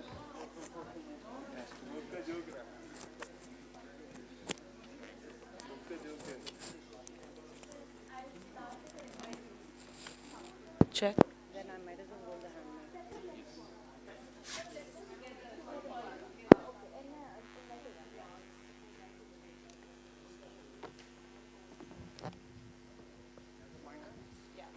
Okay, so we're going to start our next session, which is fortunately or unfortunately by me. I am the founder of the organization Rethinking Refugees, but by day I am a professor of psychology at Sai University. Okay, yeah, thank you. So I'm just going to be sharing a few words about how we can humanize refugees. So we've been talking about challenges of refugees, Islamophobia, intersectionality, but what I believe it comes down to, the crux of it all, is the fact that we are not seeing refugees as humans, and basically we're going to talk about what can we do to humanize refugees. So I'm going to ask, because once you're a professor, that role apparently never leaves you, so I'm going to show you a bunch of statements. If you have read or heard them before, just raise your hand. Okay. Why can't they return to their own countries? Have you heard this rhetoric before? Yes? We should economically compromised countries. Why should we take in refugees? Have you heard that before? Yeah? Why can't they work towards building their community back home? Have you guys heard this one before? Why can't the Muslim countries house them? Why India? Have you heard that before? Okay. They will steal our jobs all the time. We need to be careful, as they might be criminals and terrorists. So all these statements we hear on a day-to-day basis, and we know that these are problems, but where does this come from? Where is the crux of the problems that we see in the world today? And that is something that I would like to share some light on. Before we go on to the aspect of how we can humanize refugees, I'd like to share my own experience of how my entire field of rethinking refugees activism thing started, and something for the audience as well, because it's important to know what a life of refugee would be living in a camp, for example. So I had gone to Greece. So I used to live in Poland, and I had went to Greece and I visited this camp called Moria. How many of you have heard of the camp Moria? Yes. So I visited this camp Moria, which is in the Greek island of Lesbos, and I just want to share with you some of the images of that camp that played a huge role in my understanding of the refugee situation and the need for us to raise awareness about the situation. So typically people arrive by boats over here. This is the camp 2 years ago. This is known as the Garbage River. As you can see, the conditions are quite atrocious. And in 2020, the entire camp burnt down, and there were about more than 20,000 refugees were left homeless in a refugee camp. But they were basically asked to leave the camp, obviously, and they were given temporary shelter. Temporary is the word. Do you think the temporary shelter still exists, or there is a new camp right now? How many of you think there's a new camp right now? Okay, so this is supposed to be the temporary shelter, and it still exists right now. So after seeing this, I came back to Poland, and I decided that it is one thing that we lack, or at least the Polish people lacked, and something that I think Indians also lack, is the awareness of the situation. You hear about refugees, we hear about what's going on in the world, but you've never seen things. And I just wanted to share that experience, and that is how we started Rethinking Refugees in the field of public awareness and public education. This is the Rohingya refugee camp in Chennai, for those of you who are not aware. So as you can see, the conditions here are also quite deplorable. But this comes to the two crucial points I want to talk about. One is how can we understand the humanitarian crisis? And the way to understand the humanitarian crisis is first to understand the nature of prejudice. Why and how do we develop prejudice against refugees? Because once we know how we do it, we'll be able to understand and figure out what we can do to stop it. And the second thing, of course, is how we can raise awareness. Before we talk about how we can humanize refugees, it is important to know what dehumanization is. I guess you're all familiar with the term dehumanization, but you're the typical jargonish wording of dehumanization is the act of perceiving and treating people as if they are less than fully human, which can lead to a variety of negative consequences. So let's just have a look at some of the negative consequences when it comes to dehumanization and refugees. People show negative integration policy attitudes. So why is awareness important? Why is public education important? Because how you think can actually affect public policy, because the way you think will affect public opinion, which will impact public policy, and then we can actually make crucial policy changes. So the way you think is extremely important, and when you start dehumanizing, you will show negative integration public policy attitudes. There is an increased support for deportation. So for example, probably Rohingyas in India are being, they are being dehumanized. And you can see that from the higher power people and those who are on the ground level, general audience, they show increased support for deportation. And you have had so many cases where Rohingya Muslims have been asked to go back to their country, and when we know that it is not safe. So dehumanization also leads to that. And of course, the classic dehumanization leads to increase in prejudice. So we have 4 consequences of the dark side of dehumanization. The first one is called intergroup threat. So this is basically you feeling threatened by the presence of the other group. I am a person from India, and there's an outsider who's coming to my country. I don't feel calm, I feel unsure about what's happening, and therefore I feel threatened. And when you feel threatened, you want to do anything possible to protect your group, and that's what leads to negative consequences. Negative stereotypes. So what is the typical stereotype of a refugee that we can think of? Any guesses? What's a typical refugee stereotype? They are criminals, they're terrorists, so on and so forth, right? They're here to steal jobs. So what will happen with dehumanization is that the existing stereotype increases and it becomes even worse, and you will start creating stereotypes that don't even exist. And that is one consequence of dehumanization. It leads to low empathy. So empathy is not something that you acquire. You can actually learn to be empathetic. You learn to be unempathetic. So the empathy levels can actually fluctuate. And when you end up dehumanizing people, you are showing low levels of empathy. And we all know empathy is extremely important to engage in any kind of pro-social behavior. And finally, dehumanization also leads to the way we form impressions of people. So in this room, apart from those who have attended the event yesterday, how many of you have actually met and spoken to a refugee? So it's half and half. Oh, Tenzin doesn't count, right? You speak to yourself a lot.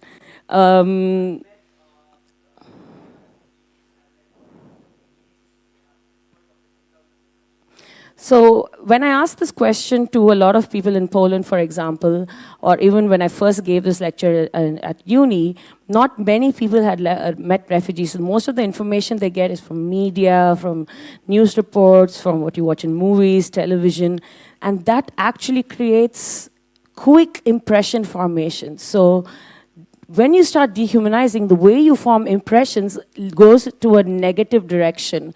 So for instance, if you see someone who is maybe, this is something that I noticed in Europe.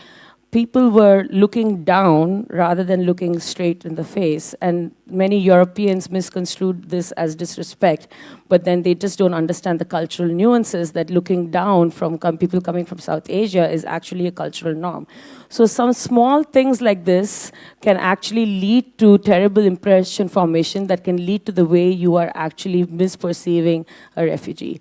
So these are some of the consequences of dehumanization. Now, when it comes to impression formation, mainly we make judgments on these three constructs. Dominance, how dominant are you? Is this person a dominant person? Are refugees perceived as extremely dominant and hostile? Yes, I guess, yeah.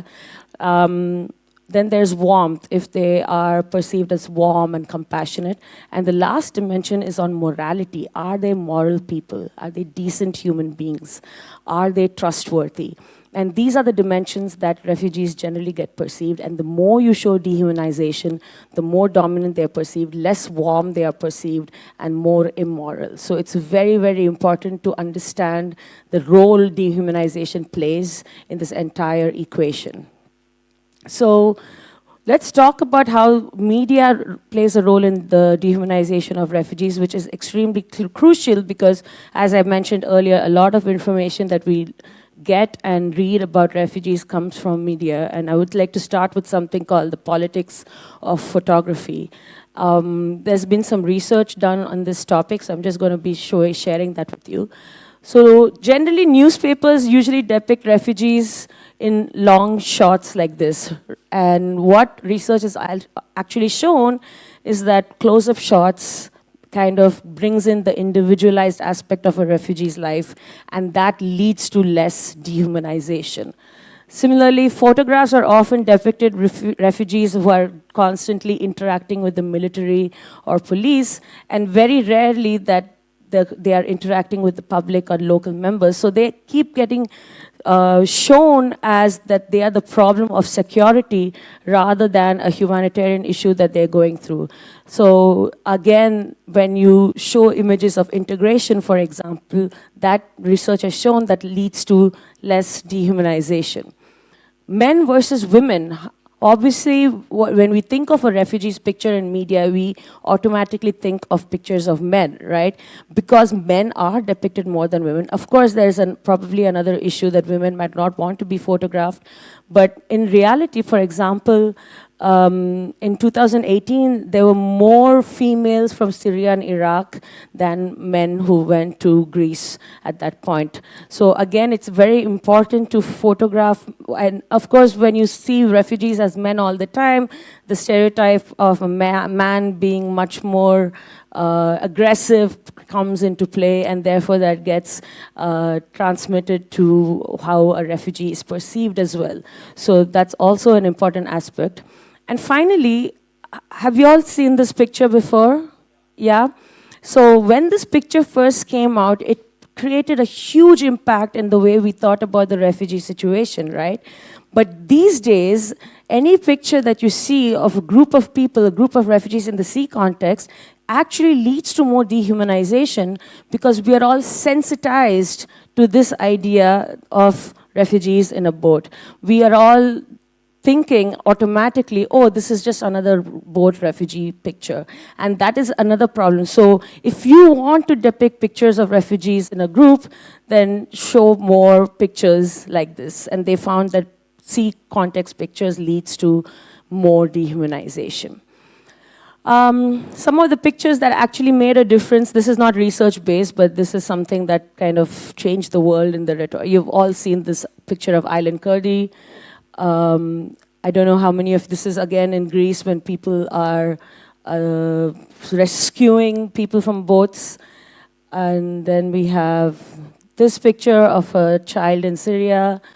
This is basically African migrants who are asking for water in a closed container. This is, again, some boat arrivals. Of course, you have seen this picture before. This is at the Mexican border where the child was separated from his mother and is being interrogated, and the mother is being interrogated by the police, the army there. This is a Rohingya refugee who just touched the ground when she reached the shores safety. This was taken by Danish Siddiqui. And yeah, these are just some of the very, I wouldn't say they are, but out of these pictures, there are some that are dehumanizing and some that are humanizing. And therefore, what we're trying to say is that pictures actually do speak a lot, and you have to pay attention to what they say when it comes to humanizing refugees. Now, there are some unfortunate statements that's been made by politicians. So, for example, swarms of people are coming across the Mediterranean. Asylum seekers are swamping some British schools. You know, things that are used to describe insects are being used to describe refugees. Wave of refugees or migrant anarchy. And you also have, for example, it was mentioned yesterday by Kavita Krishnan about how our home minister refers to Rohingyas as termites. So words make a huge difference, and there are many framing narratives, and this is based on my own research. What we found was that individual everyday stories made a huge difference in the way people perceive refugees. So when I say individual stories, it's not just about, okay, this person got on a boat, had this really horrendous journey, and is now waiting for his asylum, is going through a lot of problems. Yes, that exists, but that is enough for us to gain pity, sympathy. But how do we get empathy? How can we put ourselves in their position? We need to talk about everyday stories. What are their likes? What are their dreams? What do they like to do in past time? What food do they like? And so on and so forth. And we did do something like that, and we found that these individualized everyday narratives played a huge role in the humanization process of refugees. Similarly, when we showed people stories of integration, of how refugees are integrated in the community. For instance, Rohingyas in Chennai, when I first met them, I was so amazed by the way the young kids spoke Tamil. They had integrated so well into the community, and I was looking for articles online about them. It was all about the harrowing conditions in the camp, but nothing about how resilient these kids have been, how resilient the group has been, and how their education plays a huge role, how they're happy that they're able to study things. And in fact, one of them was telling me, I don't understand why we are studying Hindi because we are in Tamil Nadu, I'd rather study English. They are really crucially aware of the fact that education is important. The third one is more narratives about refugee agency. Many refugees all worldwide, they have gone and done something on their own. Farhana, for example, has done some amazing work in being a community leader. There are refugees who've started their own cuisines, they've started their own NGOs. Why are we not hearing more stories about that? And that is something that we should be hearing, and when we hear such stories, indeed, there is less dehumanization. And this I found extremely interesting in our paper, where we basically just took a media text and we changed the word flooded to a more neutral word such as came. And we replaced the word refugee crisis to situation of refugees. And as we hypothesized, basically all of these, when the change was made, it led to less dehumanization, more trust, and more pro-sociable attitudes towards refugees. So I think what I'm trying to say is that when it comes to how we can humanize refugees, you can do it with something absolutely simple, being conscientious about the way you speak about them, the way you depict them, and the way you understand. So it can be as simple as that. To finish off, I always like to talk about some individual narratives of people that I've met. So this one is about Muhammad, who I met in Greece, in Moria. So Muhammad was 21 years old when he was at the camp, and he lost his family, all 13 members of his family in Iraq due to a drone strike by the US. And but he's one of the most happiest kids I've ever met. And one of the things that we spoke about was his love for Justin Bieber. And I just told him that's really not something you should be listening to. And I introduced him to the Beatles. And then he listened to them and said, you know, they're not so bad.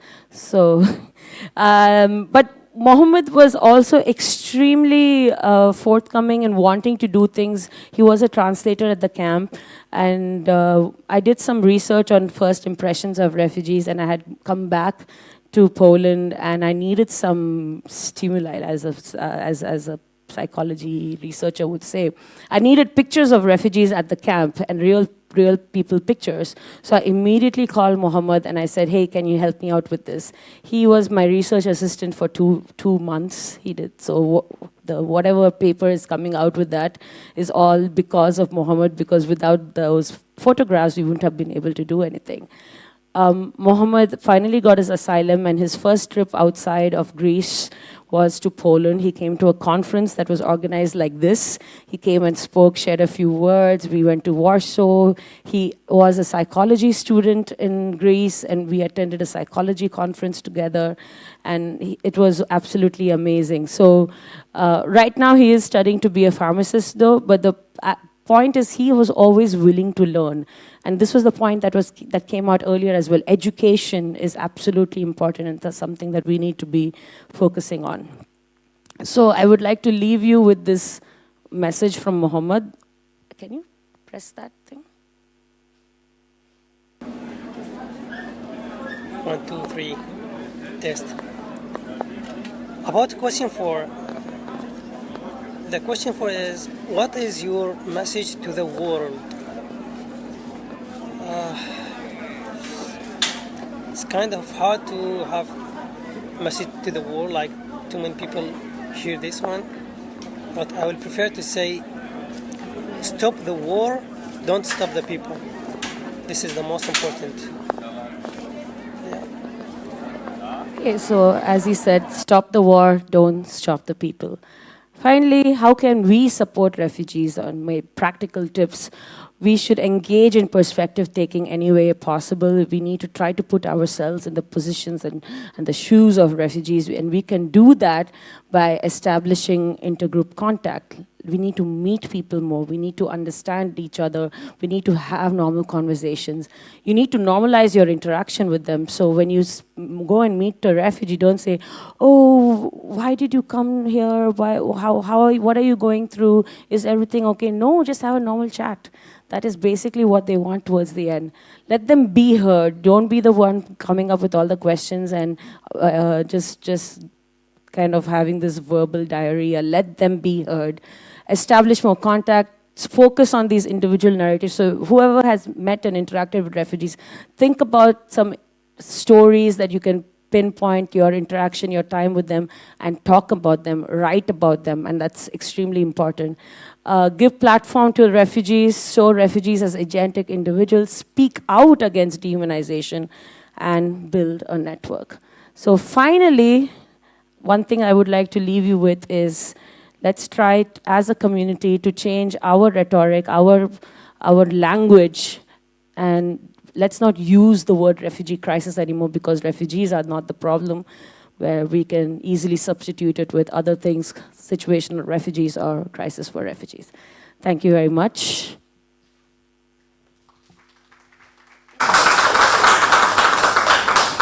I don't think we have time for a question, but if there's one question, we can take it. But if not, I would like to break for lunch.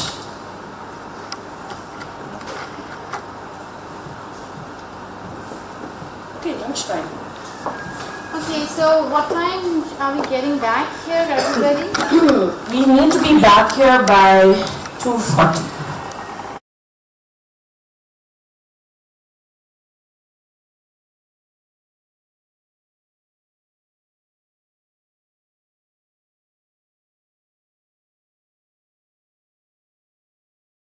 A lot, because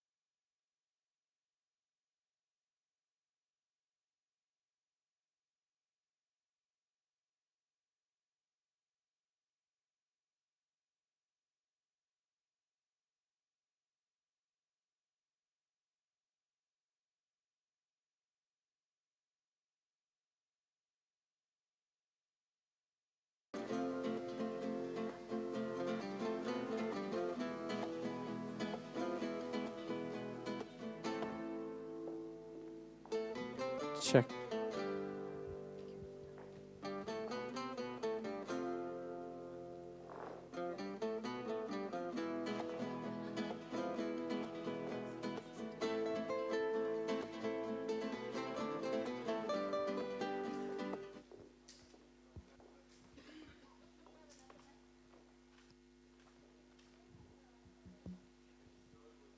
Check. Okay, this is perfect. Close the doors and we'll get started. Close the door.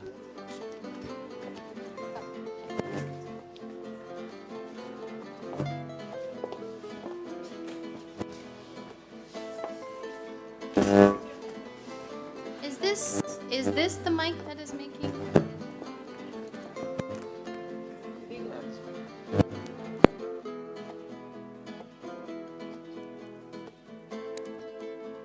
Hello, can you hear me?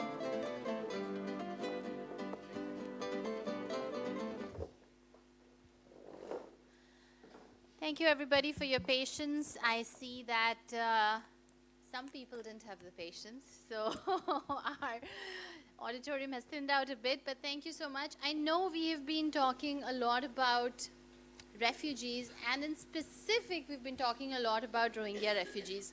This is going to be one of the last panels where we kind of raise issues around Rohingya refugees.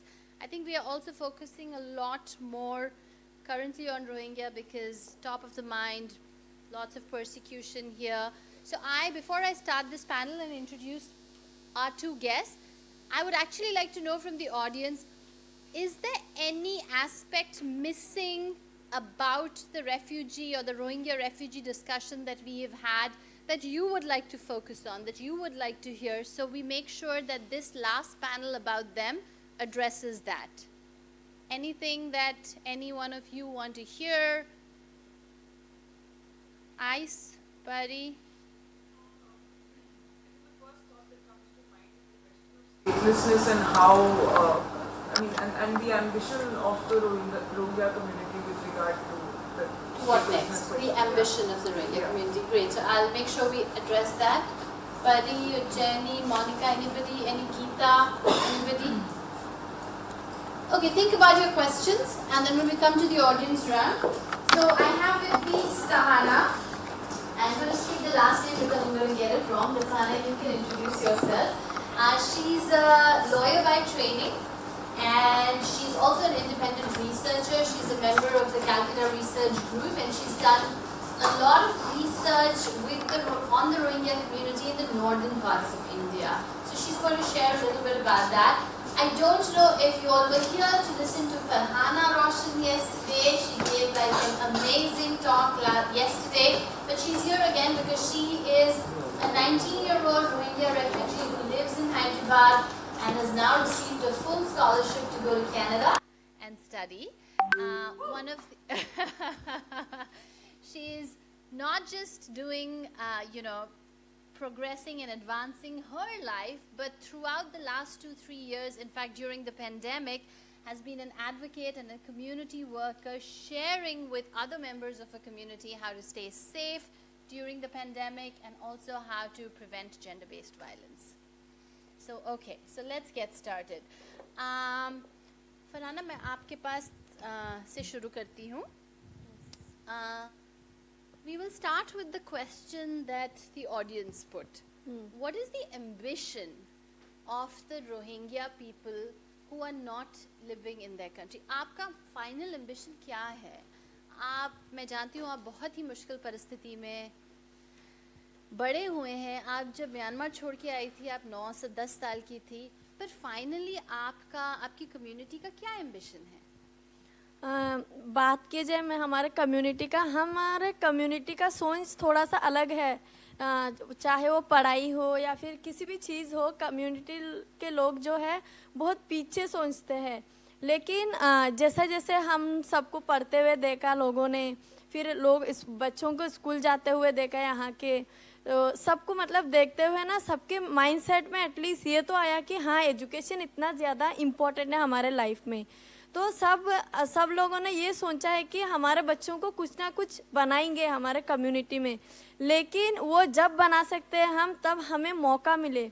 जैसे कि मुझे आज ये platform मिला जहाँ पर आके अपने जर्नी के बारे में बताने का मौका मिला। तो हमारे कम्युनिटी के लोग भी, हम भी यही चाहते हैं कि ऐसे मौका हर किसी को मिले, एक स्टेज मिले जहाँ पर वो अपना जो ख्वाहिश है, जो सपना है, वो बता सके। फ़िलहाल तो सब लोग ये बोलते हैं कि काश हमारे बच्चों को आगे बढ़ा सके और फिर कुछ बना सकते हैं। हमारी लाइफ तो ऐसे ही ख़राब हो गया म्यांमार में रह के, फिर इधर से उधर आके हमारी लाइफ वैसे प्रॉपर कुछ है तो नहीं, लेकिन हम अपने बच्चों के फ्यूचर के लिए एजुकेशन ज़रूर दे सकते हैं। मेरा हमेशा से यही था कि दूसरा ये मेरे चाइल्ड लेबर रोकने से अच्छा ये है कि सबके माइंडसेट में ये बिठा दे कि ये सब रोकने के लिए, ये डोमेस्टिक वायलेंस वगैरह, ये इसके दिमाग में एक सोच आना पड़ता है कि मतलब ये सब नहीं करे। तो वो सोच आएंगे कहाँ से, जब वो पढ़ेंगे लिखेंगे, इसके बारे में मालूम होगा। लेकिन ये प्रॉब्लम ये है कि सब पढ़ाना तो चाहते हैं हमारे कम्युनिटी में हर कोई अपने बच्चों को, लेकिन वो मौका बस 10th तक 12th तक पढ़ाया जाता है, पढ़ने का है, आगे नहीं पढ़ा सक रहे। तो फिर नहीं है, आइडेंटिटी कार्ड नहीं है, आइडेंटिटी आधार ये कुछ नहीं है। तो पेरेंट्स बोलते हैं कि हम वैसे यहाँ पर इंडियन ऑटो वाले भी 12th पढ़ लेते हैं, ऑटो ड्राइवर भी, तो फिर हमारे बच्चों को 12th तक पढ़ा कर बस ऐसा ही बिठा दे ऑटो का चलाने के लिए, वो सोच के वो लोग दूसरे गलत काम पे चले जाते हैं।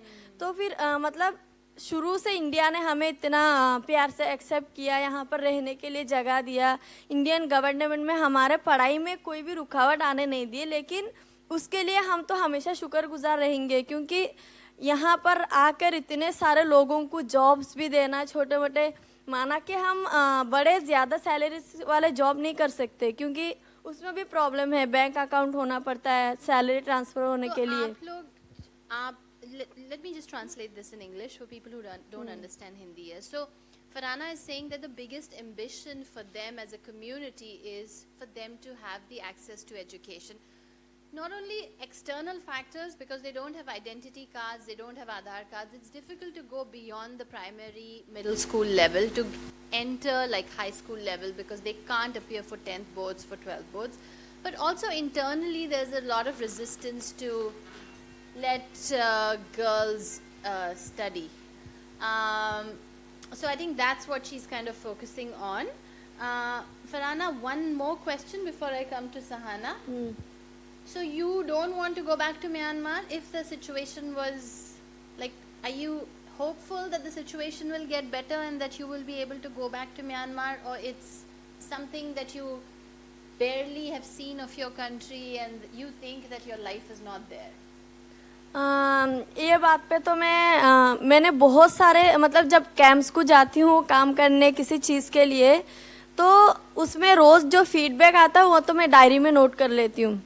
तो ऐसा मतलब जैसे जैसे मैं कम्युनिटी में जाके काम करते गई, सबका यही फीडबैक मिला है कि अगर हमारे कम्युनिटी में 100% लोग हैं तो वहाँ से बस 10% लोग वापस जाना चाहते हैं। मैं खुद नहीं जाना चाहूँगी म्यांमार में वापस।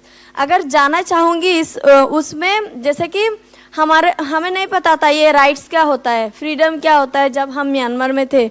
अच्छा हुआ वो तो यहाँ पर इंडिया में आ गए, आधार कार्ड नहीं है तो क्या हुआ, यहाँ पर आके एटलीस्ट राइट्स क्या है वो तो मालूम चला हमें। पर आपको राइट्स है यहाँ पे? मतलब जितना भी है ना उतना भी नहीं था हमारे पास म्यांमार में। घर से अगर रात के 10 बजे से बाहर निकलो पुलिस पकड़ लेते हैं, जेल में डाल देंगे, ये करेंगे, इनके बहुत ज़्यादा एज ए स्लेव कैसा होते हैं ना, वैसा ही सिचुएशन था म्यांमार में।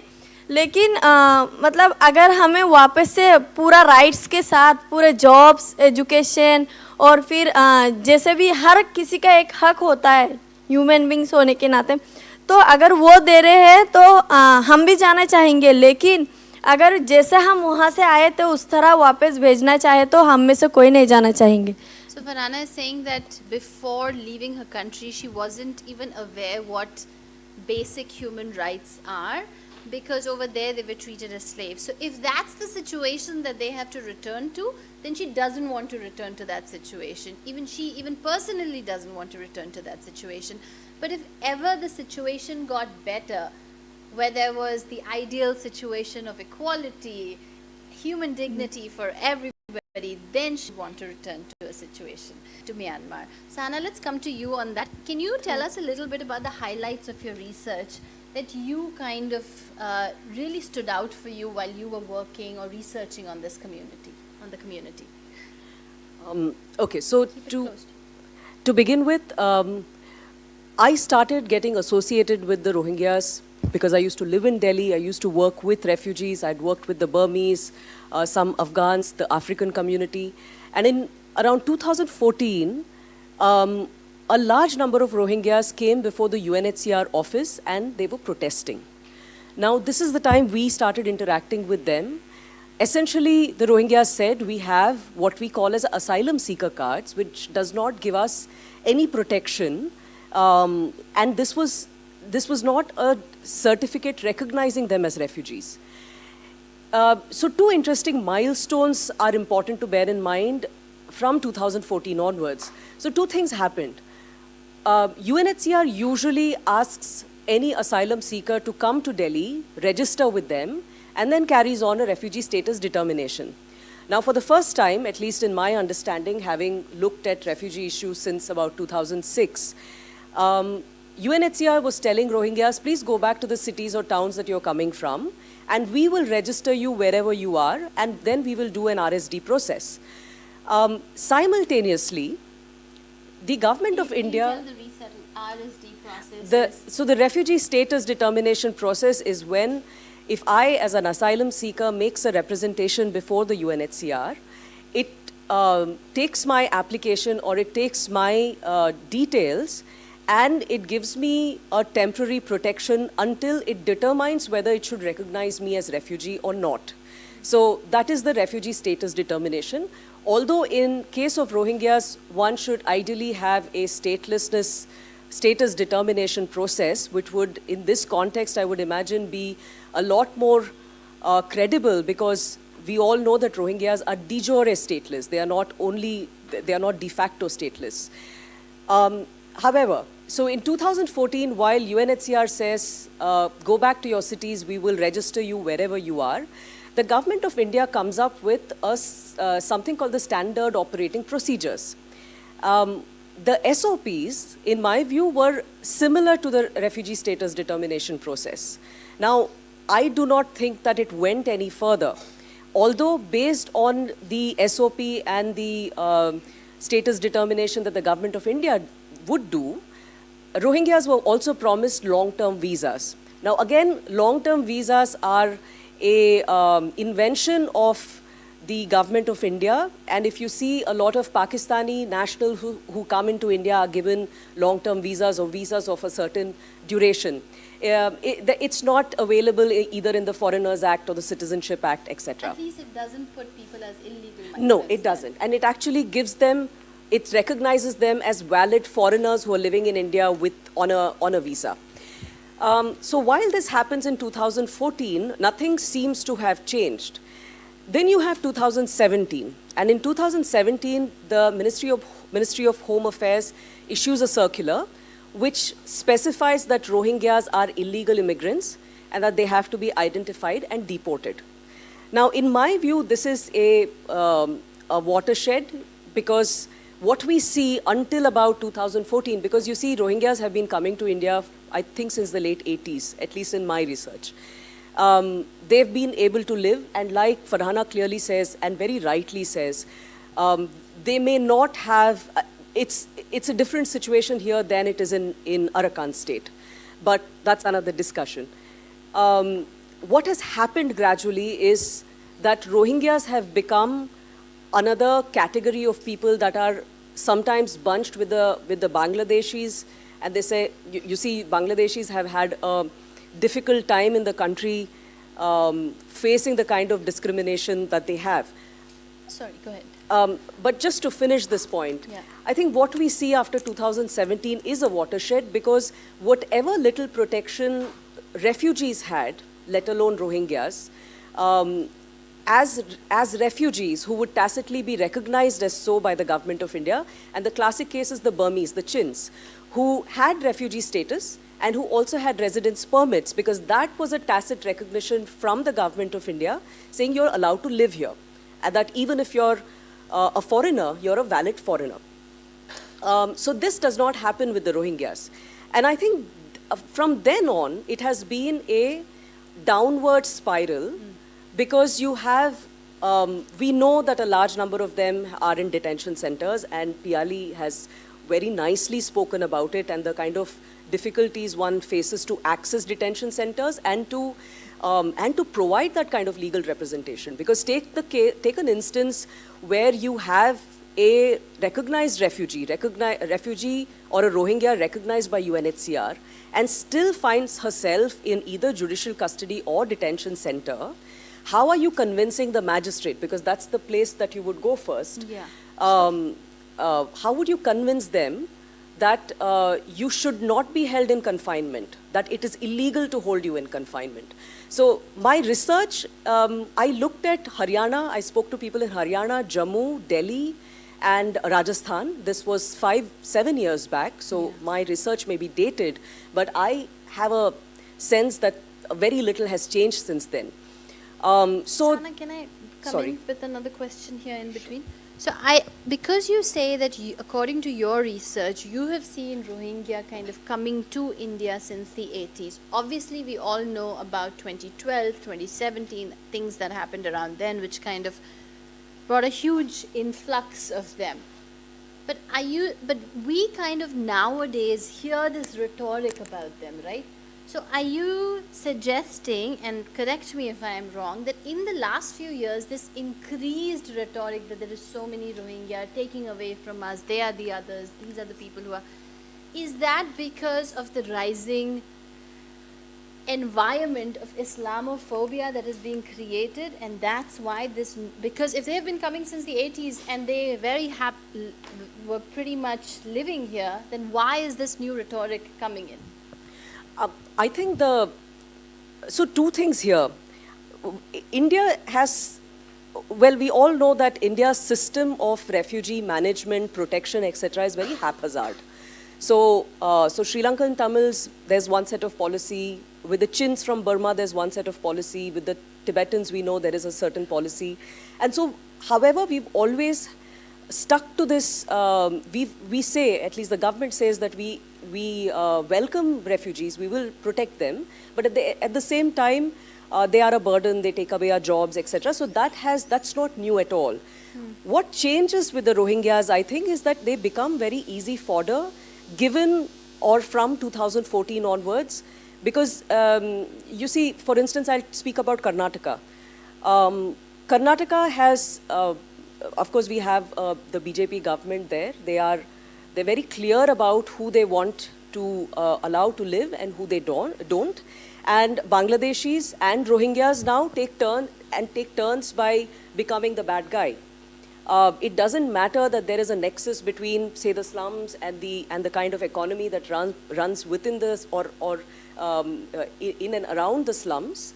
And it doesn't matter what contributions the Rohingyas have to the community, or like she says, the fact that there are fundamental problems with education and healthcare and living conditions. Yeah. So yes, I mean, that's a stark change that you do see over the years.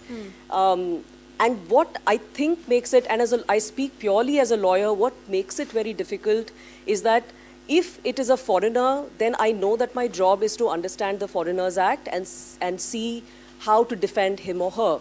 In case of the Rohingyas, however, you sometimes have refugee cards, you have, and it's not that the government does not know that people are spread across the country, and yet you will struggle to convince the court that this person cannot be detained. And that's the biggest problem.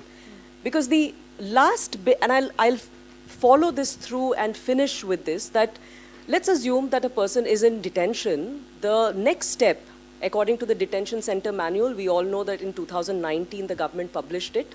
It follows the Foreigners Act and the various notifications passed from time to time. Yeah. A foreigner has to be deported. Yeah. And the process of deportation, I can speak about one case that I was involved in, so I understand what is involved, is that there are several steps from the FRRO having to do its job with the Ministry of Home Affairs, the Ministry of External Affairs. Then you have the intelligence having to do its giving a no objection certificate, etc. And you have to then get in touch with your counterpart in Myanmar in this case, who will say they are not our citizens. So what happens to Rohingyas who are in detention? And how long will they remain in detention? I mean, those are really difficult questions. Yeah. So, no, thank you for like putting it all together and helping us understand it. Farhana, I have one question for you. It's, you know, we are all talking about what the Rohingyas are facing, the challenges, what it was here, what is there in Myanmar, what lies in other countries. I just want to understand the human aspect of it from you. Do you sometimes just feel like, stop looking at me as a refugee or an illegal migrant or a person of a certain religious identity? Just look at me as a person who just wants to complete her education. Is that what you sometimes like? What is it that you really feel? क्या आपको लगता है? कभी कभार ना जब हम hostel में थे ना, तब एक तो ऐसा फीलिंग्स आता था, छोटे थे और घर से दूर थे, ऐसा लगता था कि घर से दूर है, शायद हम लोग लड़की है इसलिए घर से बाहर मतलब हॉस्टल में रख रहे। फिर कहीं ना कहीं ऐसा भी लगता था हम तो वहाँ भी बंद थे पिंजरे में, यहाँ भी वही हाल है। अरे भाई किधर भी जाओ ये बर्मा वाले हैं, इन लोग ऐसे रहते हैं, ऐसे गंदे रहते हैं, ऐसे ऐसे कई सारे थाने हमें सुनने को मिला था यहाँ पर शुरू में आके। अभी भी कहीं ना कहीं मिलते हैं, जाती हूँ ना कई बार भी तो बोलते हैं आप बहुत अच्छे हो, लेकिन जो आपके बर्मा वाले हैं ना बहुत गंदे हैं यार, ऐसा काम करते हैं, चोरी करते हैं। मैंने बोला तारीफ़ मेरे कर रहे हो या फिर मतलब मेरे सामने मेरे तारीफ़ करके सबके बदनाम कर रहे हो? तो फिर ये मतलब ये किस टाइप का तारीफ़ कर रहे हो आप? मेरे सामने मुझ पर ही एक कीचड़ उछाल रहे हो। मैंने उन लोगों को बोला अगर आपको तारीफ़ करना है सबके करो, तारीफ़ नहीं करनी तो बुराई भी मत करो। मतलब होता है ये बहुत ज़्यादा, कभी कभार बहुत छोटा सा महसूस करते हैं सबको कि हम मतलब चारों तरफ से बंद है, हमारे पास कुछ है ही नहीं यार। इधर जाने के लिए परमिशन लेना पड़ता है। अभी मैं कोई भी इवेंट में बुलाऊँ तो एक नहीं एक महीने पहले से पैर पड़े, उतना ज़्यादा मेल्स पे मेल करो, कोई रिप्लाई नहीं मिलता उसका, ये करो कोई रिप्लाई नहीं आता सडन। जब तक कोई मतलब दिल्ली में जो बहुत बड़ा ऑफिस है यूएनएचसीआर का, वहाँ तक मेल ना पहुँचो तब तक एक महीने लग जाते हैं। मतलब ऐसे कई सारे चीज़ें होते हैं हमारे लाइफ में, लेकिन हम क्या है ना वो म्यांमार से लेके यहाँ तक जितना जुल्म सहते सहते वो पत्थर बन जाते हैं ना लोग, ऐसा होता है। तो ये ऐसा मतलब बड़े बड़े प्रॉब्लम छोटे लगने लगते। मैं देखा जाए तो मेरे मुँह से ये सब नहीं निकलना चाहिए बात, लेकिन हम बचपन से इतने ज़्यादा जुल्म से है ना कि मतलब सब कुछ देखकर भी समझ में आने लगता है, ऐसा हो गया है। तो ये सिर्फ मेरे नहीं है बात, हर किसी को ये लगता है कि हमारा कोई वैल्यू नहीं है, बस हम यहाँ पर जीने के लिए रह रहे, खाना खाते हुए, बस यही काफ़ी है। ये भी तो नहीं मिला था म्यांमार में जब हम लोगों को वहाँ से यहाँ पर इंडिया में भेज दिया गया था। तो ऐसे बातें बहुत सारे निकल के आते हैं हमारे, और ये फीलिंग सबके पास होते हैं। I wish I can translate it in English the way Farhana spoke about it in Hindi. I'll try and do my best. But she's saying that, does anybody want a translation in English, or did everybody understand this? Okay, so she's saying that since for a long time, and she's only 19 years old, just to like state that as a fact. She's saying, I have been, and my community has been suffering for so long that we don't feel anything anymore. Everything to us feels like we've seen worse than this. And people say to her sometimes that, oh, you're not like the others, but the others are so dirty, they're not good. And so she says, if you want to talk about my community, then talk about us in totality. And so I think she's kind of referring to that there has never been a state of existence where she has been devoid of these identities that come attached along with her, be it of a Burmese, a refugee who's ideally seen as somebody who's taking away from the society. फराना, आप बड़े हो, अभी आप पढ़ने जा रहे हैं, आप क्या करना चाहते हो? आप क्या करके, आपकी क्या एम्बिशन है? मेरा ना बचपन से सबसे हमारे घर से ही सबसे अलग सपना था।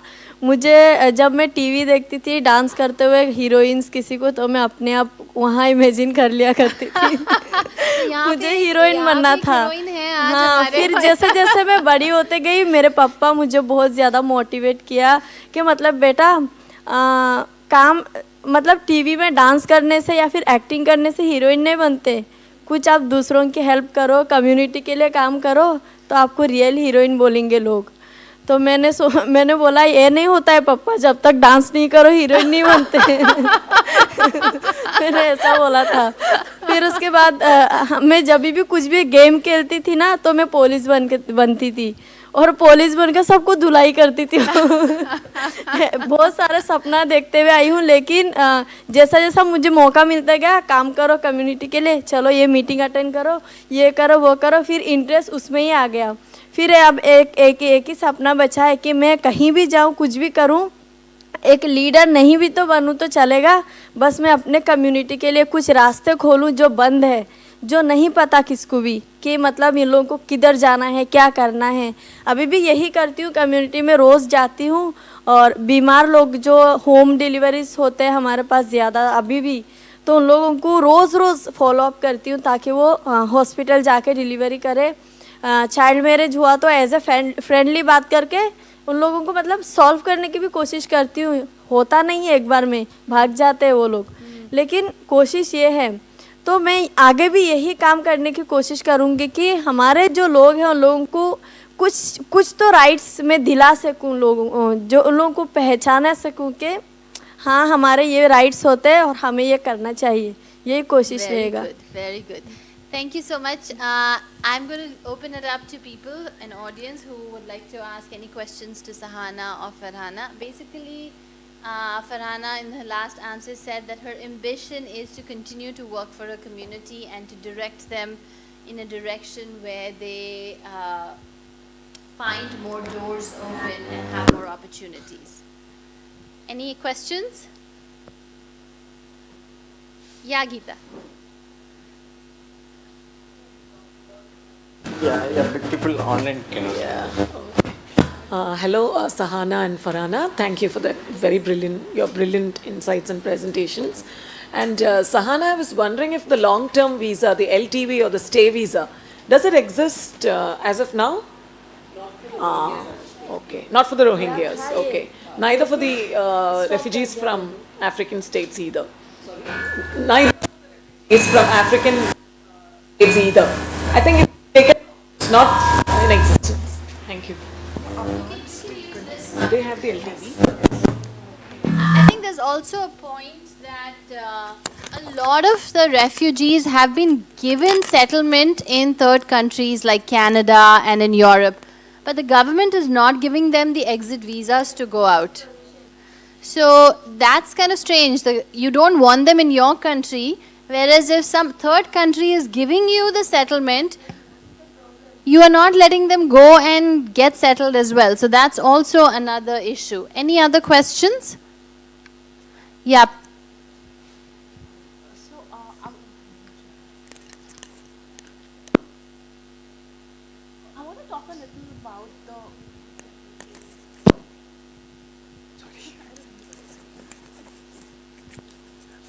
I want to talk a little about the RSD process. So, especially since COVID and now, there's a lot of backlog in terms of clearing the RSD processes, and there's been a lot of protest and things about the role that UNHCR can play. So I want to understand how we can, one, ask for accountability from the UNHCR about the work and their efficiency, and how can UNHCR play a role in terms of advocacy in, say, something like getting the FRRO clearance when there's a third country settlement happening? I think with my experience of UNHCR, accountability is something that I don't think comes easily with them, because I would think that they are another Sarkari organization like you have your other Sarkari departments. their hands are also, I believe, but this is a very personal view, I'm not, of course there is a lot of them taking a step back, knowing how the wind is blowing, for instance. So in case of the Rohingyas, I think they have really kept quiet because I would imagine that there is a unsaid instruction from the Home Ministry saying, look, we are not recognizing them, so go slow. So I think with UNHCR, there always has been a tension between definitely the community and UNHCR, but also in terms of what they can and cannot do. So for instance, one of the questions that I've always asked, and I should think through it more carefully, is let's imagine a situation where UNHCR does not exist in India. What would then happen to the number of people coming in, their RSDs, and how would the government of India take care of it? And I think then if you understand the role that UNHCR plays, then there's a lot that remains to be said about their policies and how they are so easily given to withdrawing from situations. That's not new. I mean, you had Sri Lanka as a case of UN's functioning and other countries, but Sindhu, is the next panel ready? Okay, so I think you can catch them off the stage and ask your questions, but we have the other panel already waiting and we are running behind time, so we'll have to wrap it up here. Sahana, Farhana, thank you so much. It's always a pleasure to talk. Thank you. Our next panel is going to be an online panel. And over here, we are focusing more on the host countries. What really gets people, communities to flee? And what should be done in the host countries, or the policies and the politics of it? What should be the discussion when it comes to the host countries? We have 3 speakers who will be joining us online. We have Dr. Maung Zarni. Everybody knows him. He is a famous Burmese human rights activist. We have Dr. Rudabe Shahid. She is joining us also from the US. She is a fellow at the Atlantic Council in the South Asia Department. And we also have Pavni, who's joining us, who's in special, I'm trying to get the exact designation. She is an investigative associate with Fortify Rights. Okay. Should I sit here?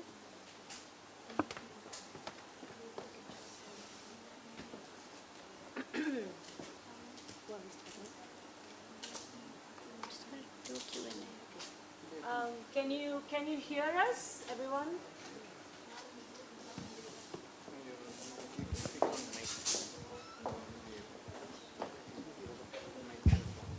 Can you hear us?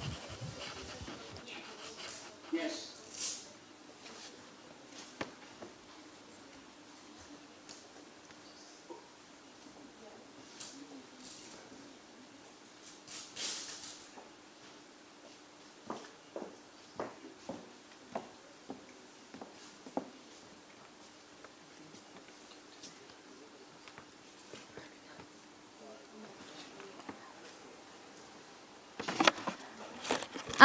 Hi, Dr. Zarni. Hi, Pavni. Hi, Rudabe. This is Priyali here. Can you all hear me loud and clear?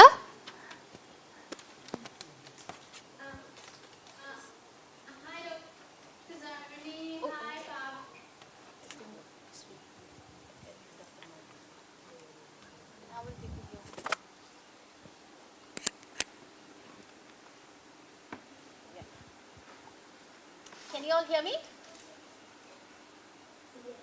Yes, can you hear us? Yes, I can hear you all. So, thank you for joining us. I wish you all could have been here in person, but I obviously understand the geographical challenges, and I think the geographical challenges is what we are here to talk about in a totally different aspect.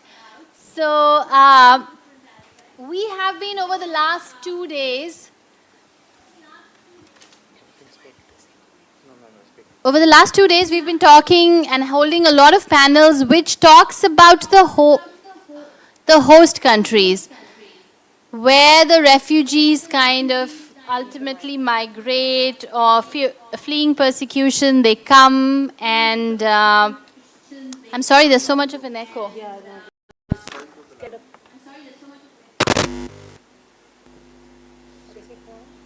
Is this better? Yes. So in this panel, in fact, this is the only panel which is going to focus a little bit more on the conditions in the home countries. What really kind of causes people in the home countries to begin with to flee? What is the kind of the genocidal structures which are created, the circumstances which are created, that kind of force populations and they leave populations with no other option and opportunity but to actually flee for their safety. And Dr. Zarni, I'm going to start with you. I know you've spoken a lot about, and everybody probably over here has heard you talk about genocide and how you don't like to kind of use the term ethnic cleansing because you think that genocide is the term to use. So I would like you to talk a little bit about that and to talk about the situations that actually push people and populations to leave. And is this a structure, a political structure or a formula that we have seen over and over again happening in many countries?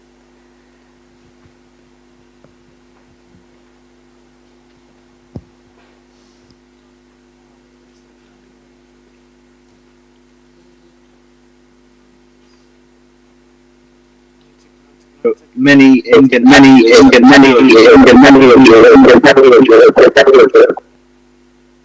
Oh, hello? Yes, that's fine. Okay, because I was hearing the echoes. And so, yeah, I thank all the organizers and also the host yourself.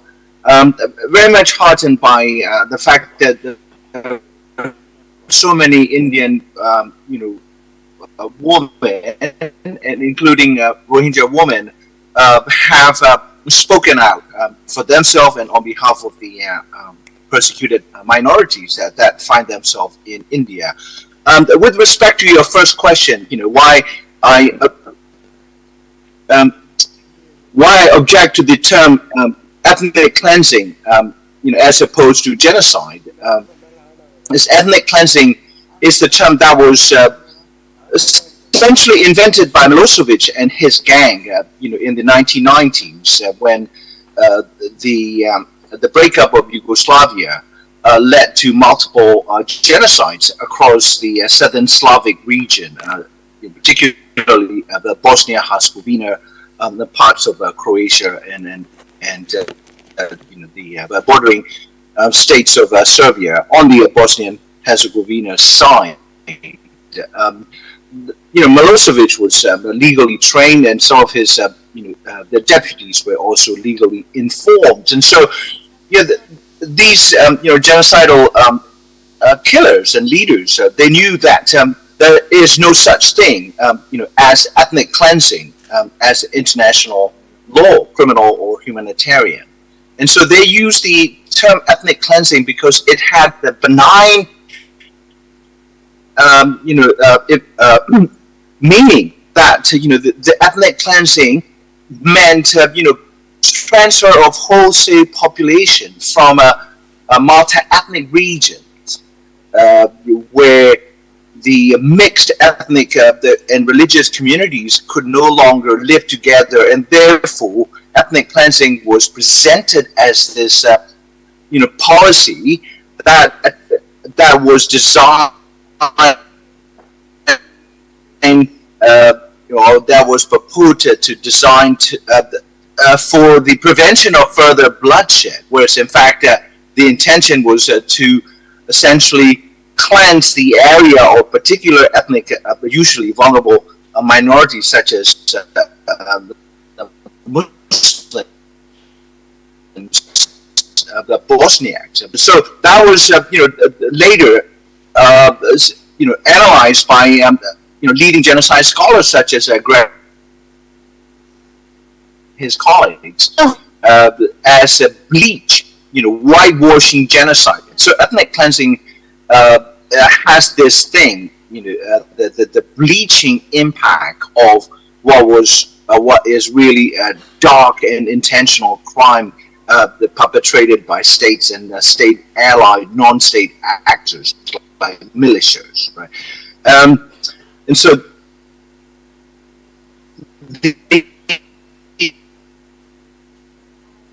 Dr. Zarni, I think we are having some network. So that's why I object to the usable and bystanding states.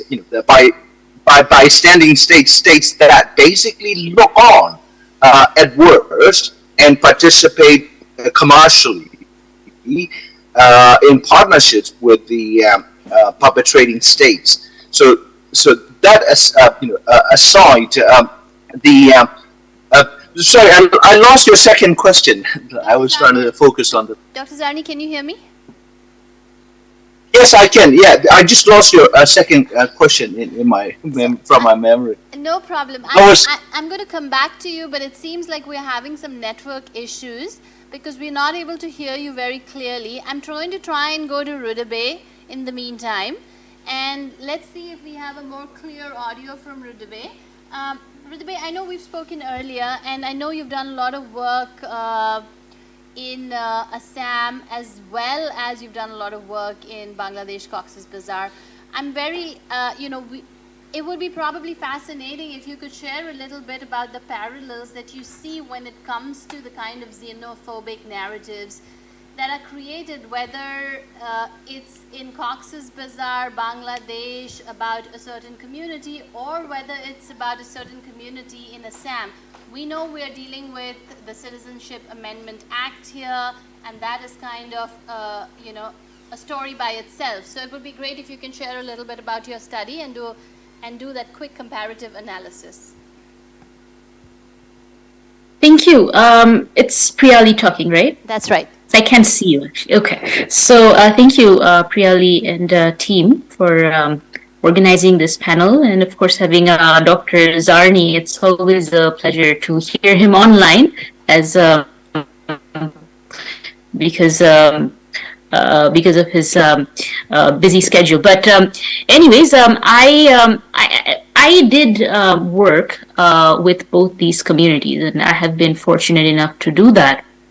And the disturbing parallels are that, first of all, I mean, India is the world's largest democracy. And Myanmar has been a military junta dictatorship for at least half a century. Of course, the junta is back now. Yet these parallels are, it's really uncomfortable. So the thing is that a refugee crisis in this region in South Asia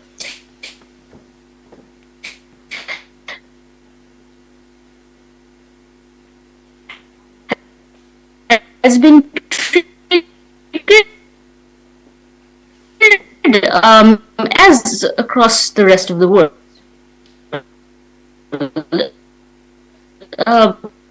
Largely because of two things. Basically, the ruling elites of these nation states wanted to end. And this is the simple answer to this.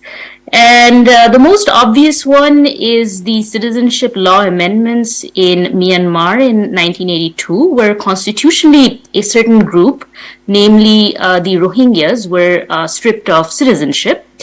The Myanmar junta government at the time decided that anyone whose ancestors were not originally from the territory of Myanmar from pre-colonial times was an illegal migrant.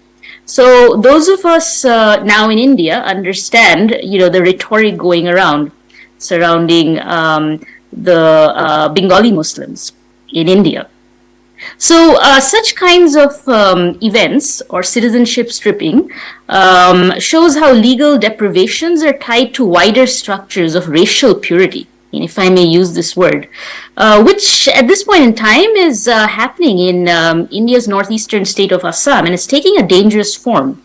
The proposed changes in citizenship laws in India back in 2019, as I've said, has very uncomfortable similarities with neighboring Myanmar. This combination of the Citizenship Amendment Act, CAA, and the National Register of Citizens, NRC, which actually kind of has been implemented in Assam, parallels the citizenship deprivation which happened in Myanmar, and actually sets a negative precedent for post-colonial societies. So it's not like it's going to end here, unfortunately. If we let this happen, it's going to be spreading throughout the region and, of course, throughout the world.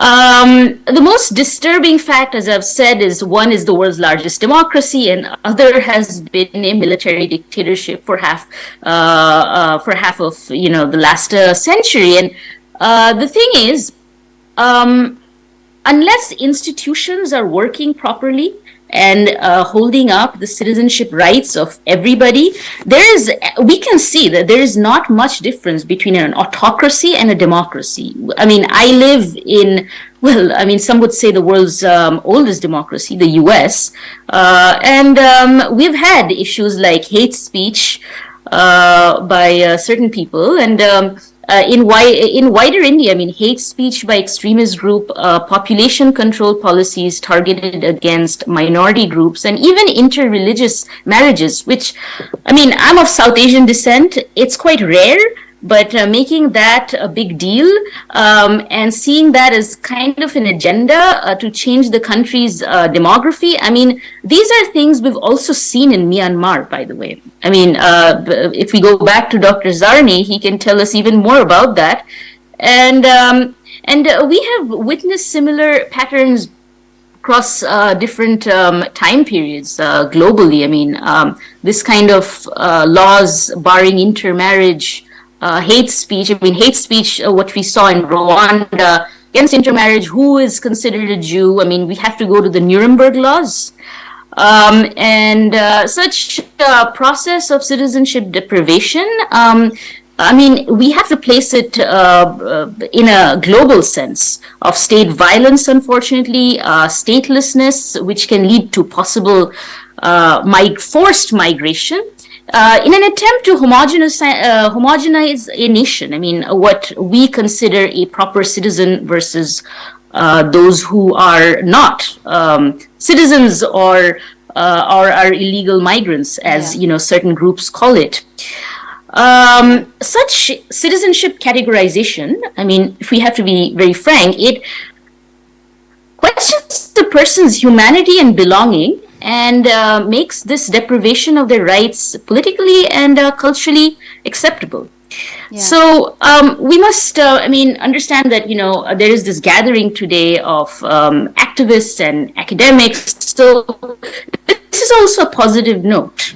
So domestically in India and wider South Asia, and of course internationally, civil society groups have raised their voice against what's happening in the region. And this event today, organized by the AZADI project and your various partners, it reflects that we have empathy for those who have been targeted because of changes in citizenship laws, largely by the elites. Yeah. And who can possibly be affected. So I'll stop here, and I'm grateful that you included me in the discussion, and I'll be back, but over to you, Priya. Thanks, Rudabeh. Pavni, can I just come back to you after a quick question from Dr. Zarni? I know you've been waiting, but I think there's a natural flow here from what Rudabeh is talking to. So, and I'll quickly come back to you after that. Dr. Zarni, just to extrapolate on what Rudabeh was talking about, the stripping people of their citizenship, racial profiling, trying to control populations. Are these like and we have seen this over and over again happening in different parts of the world across, if you look at history, there are many examples, and I think Rudabeh mentioned a few. My second question was, do you think this is like a set formula used by regimes and authoritarian governments to kind of target a population, get to the point of genocide, get to the point of, for lack of a better word, ethnic cleansing again? And do you see that happening, not just in Burma, but the risk of that happening in countries like India as well? Yes, I think Rudiger hit the nail on its head when she talked about, the use of national law and the notions of citizenship, and which is that the legally codified sense of who belongs to a particular political structure that we call nation state. But a couple of overall points. Globally, if you look at the largest refugee producing countries, they are exclusively in non-European and in quotes non-Western states, like Africa, Latin America, Central America, Asia, right? So if you look at the overall total figure of the refugees,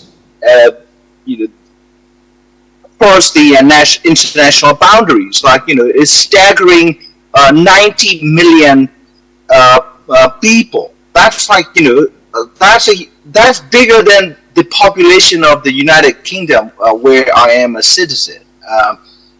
Also, there are 10 countries that are considered the largest refugee producers. I use the word deliberately, produce. The refugees are produced in certain conditions and by certain factors.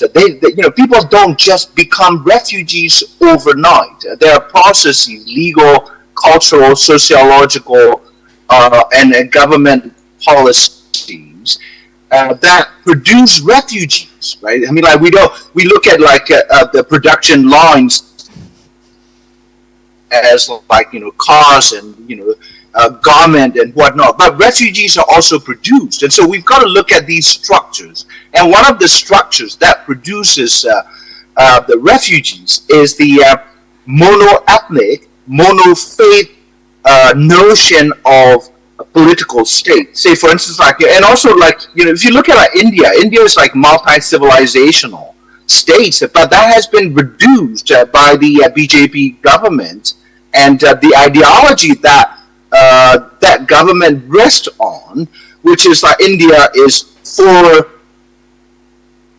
Hindus and certain category of people, and the rest that do not fit into that category are excluded from the protection of the courts, the law, right? So what Rudiger also draws the uncomfortable or rather disturbing parallel between one of the largest democracies, or the largest democracy in the world, India, and the one of the basket case of political state, which is my own country, or Burma.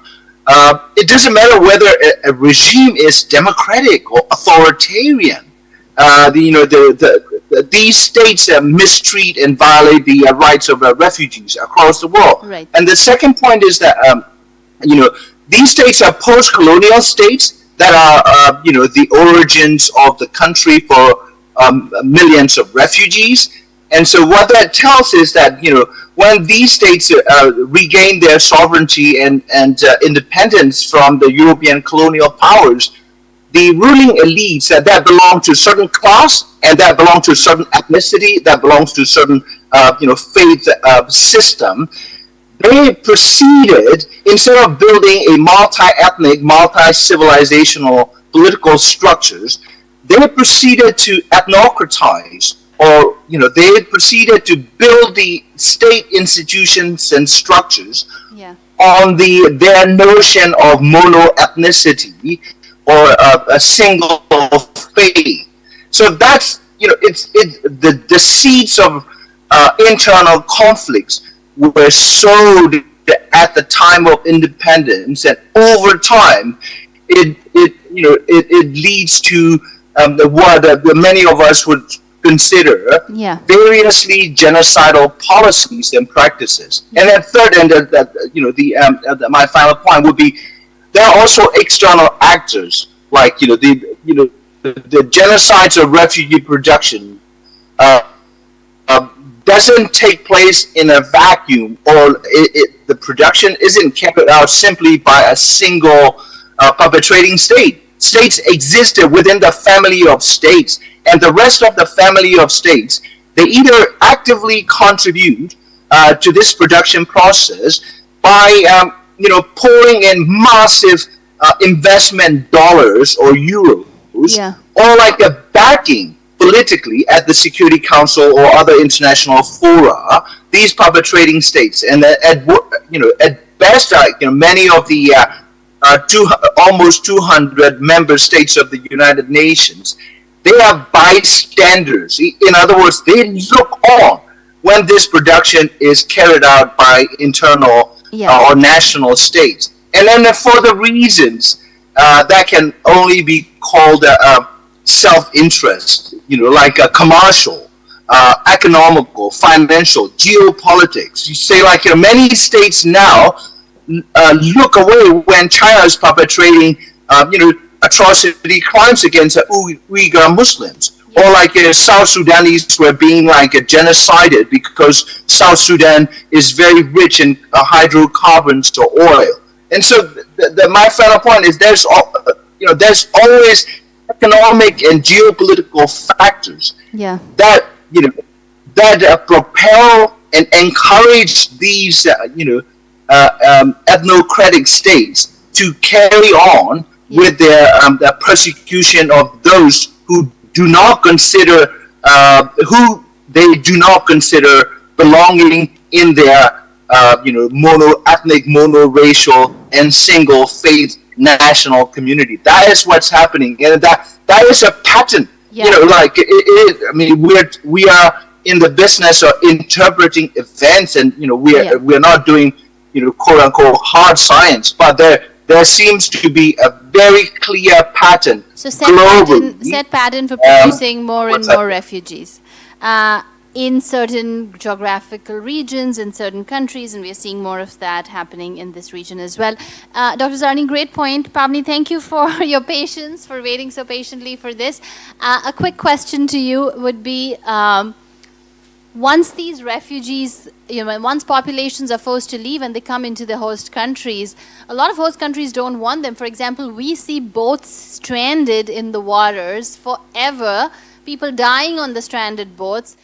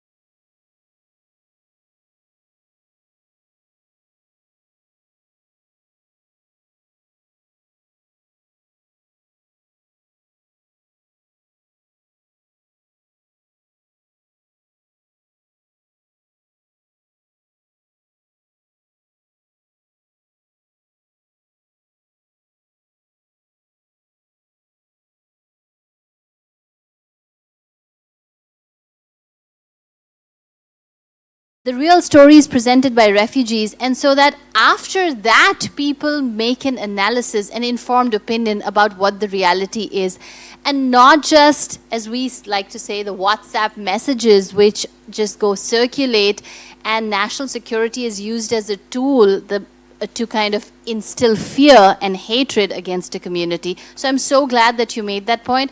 I think we just have time for 2 questions from the audience. So if anybody in the audience has a question for any of our speakers, I would like to pass on the mic. Sandeep, would you have a question for anybody? I think a point made very well, and thank you to all the speakers. My name is Sandeep Chachra, and I work for ActionAid. We are active on ground with all kinds of refugees in India. I think in particular, Rudabe was making this point about the question of citizenship and its link to nativity and its dimensions. I think the discussions, I'd like to hear your views on what do you think of differentiated citizenship. The ideas of differentiated citizenship are not new, but they cut both ways. But some scholars tend to think, ground activists tend to think, that perhaps differentiated citizenship may be a limited way to go forward under circumstances where particular refugee communities have zero citizenship status. I mean, have no benefits of this citizenship, so to say, livelihoods, access to healthcare, access to education. So we are in a world where, we tend to be moving towards minimalism of sorts. So I'd like to just hear your views, and how do you sort of look at these notions of differentiated citizenship, limited citizenships, and the ugly head that these debates are raising in the world. Yeah.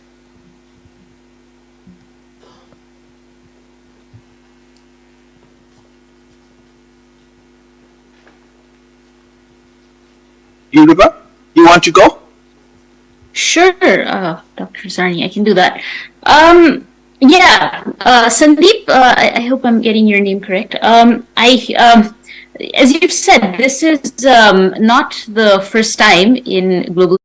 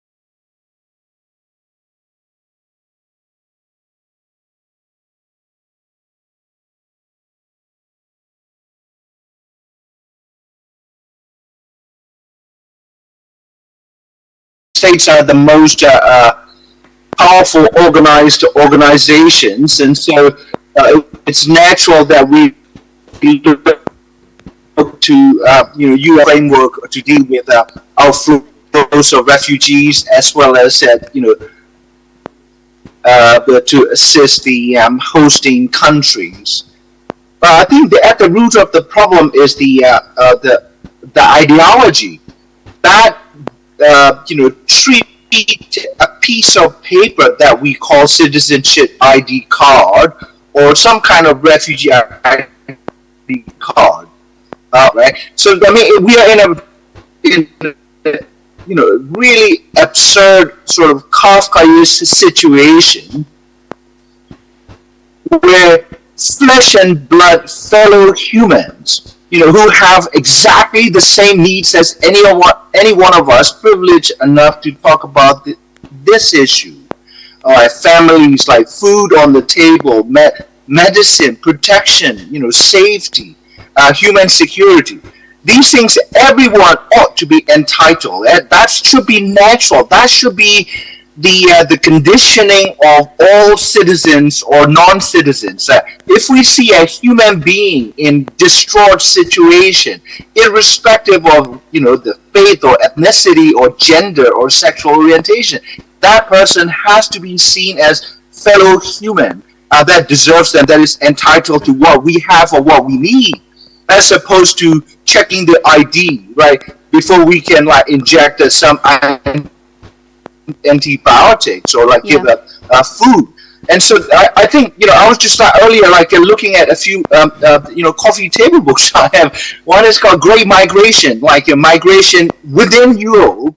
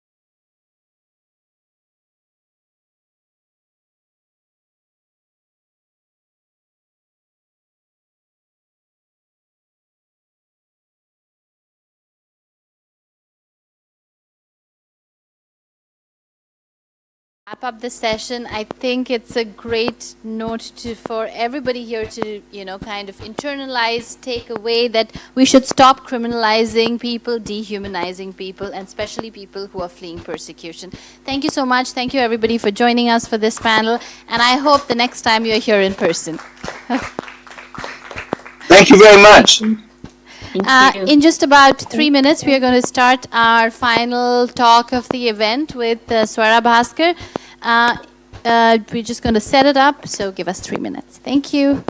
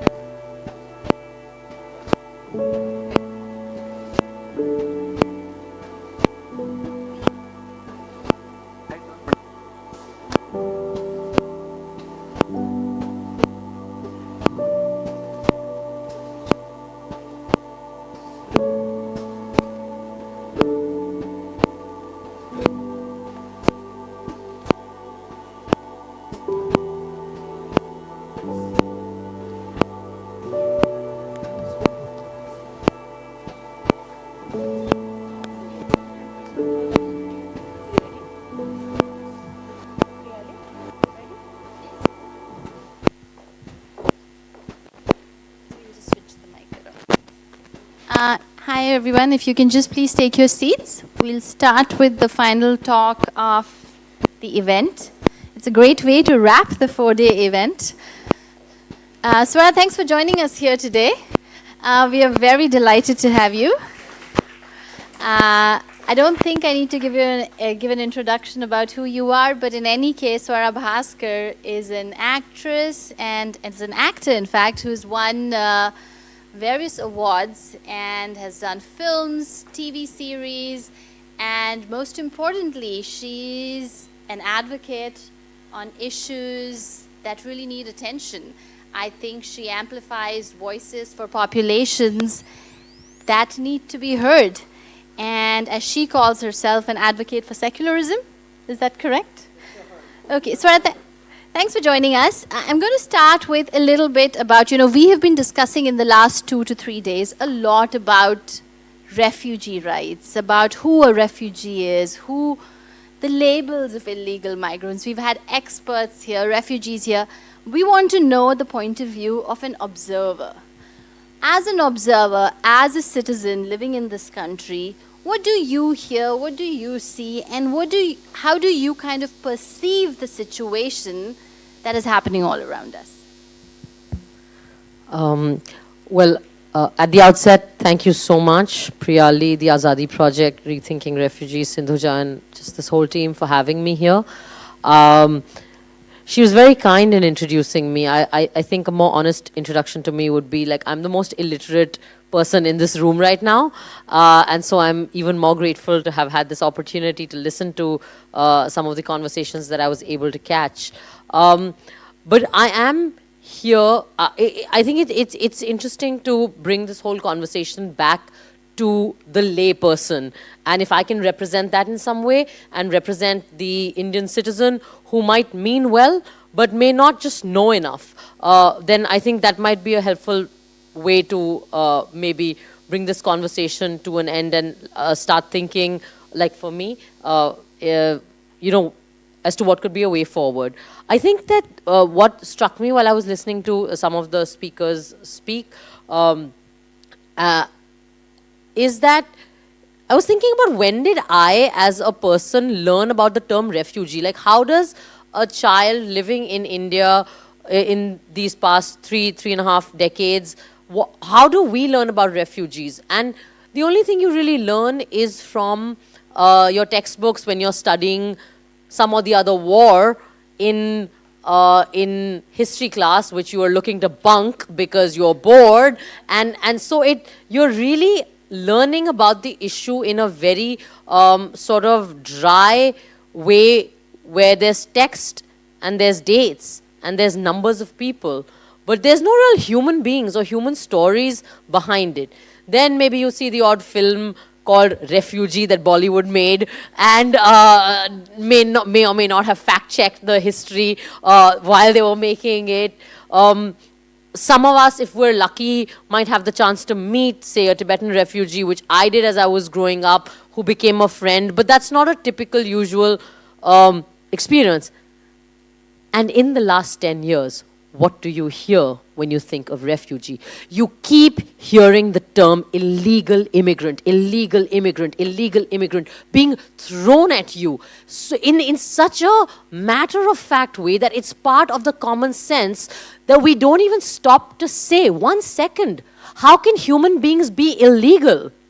What does that mean? I think Professor Zarni, toward the end, he was absolutely bang on. I think that it's so important when we're speaking of these conversations, and as you were saying, when we're trying to mainstream this issue, is to, at the very outset, problematize the term illegal immigrant. Because the moment you say illegal, the rest of the population immediately starts feeling very like self-righteous, like they've done a great thing by having an Aadhaar card. No, man. It's an accident of your birth. You're just freaking lucky that you've been documented properly and your family has been documented properly. I think that it's so important to challenge this common sense and remove the idea of virtue and lack of virtue from being documented or undocumented.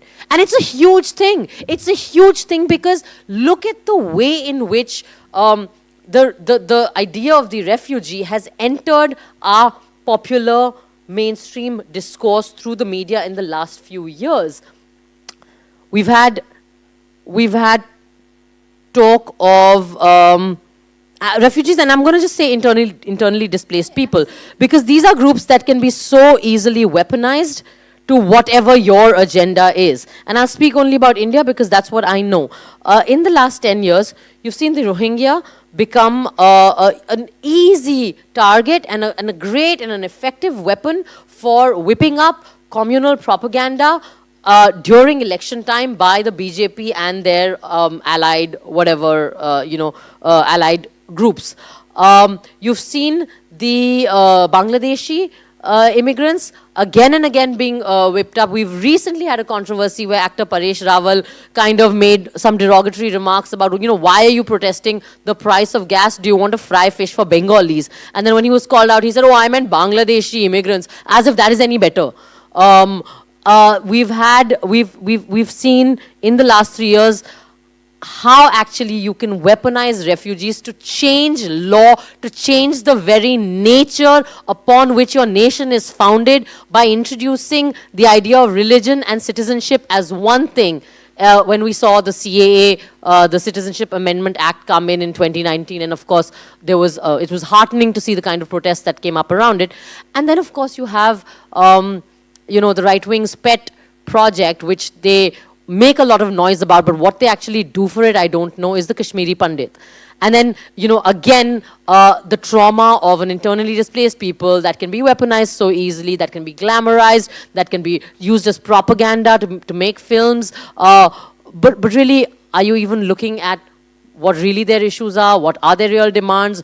The people who are left in Kashmir, the people who are outside Kashmir. So I think that I think it's very, very important for us as the lay citizens, as the outside people who are, is to actually start with problematizing the common sense.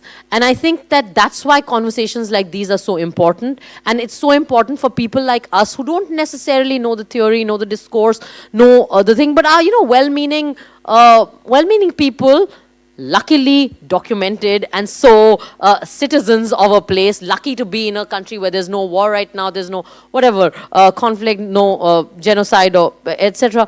But I think, I think that that's my great takeaway, is that we don't get. I have never heard. I mean, listening to Farhana or meeting her and just like seeing her in person, it's a huge thing. It's a huge thing because immediately I have a face, a human story, a person to a number, to a term, and that makes all the difference. I think what you're saying is that what has successfully been done in the last few years is dehumanize this.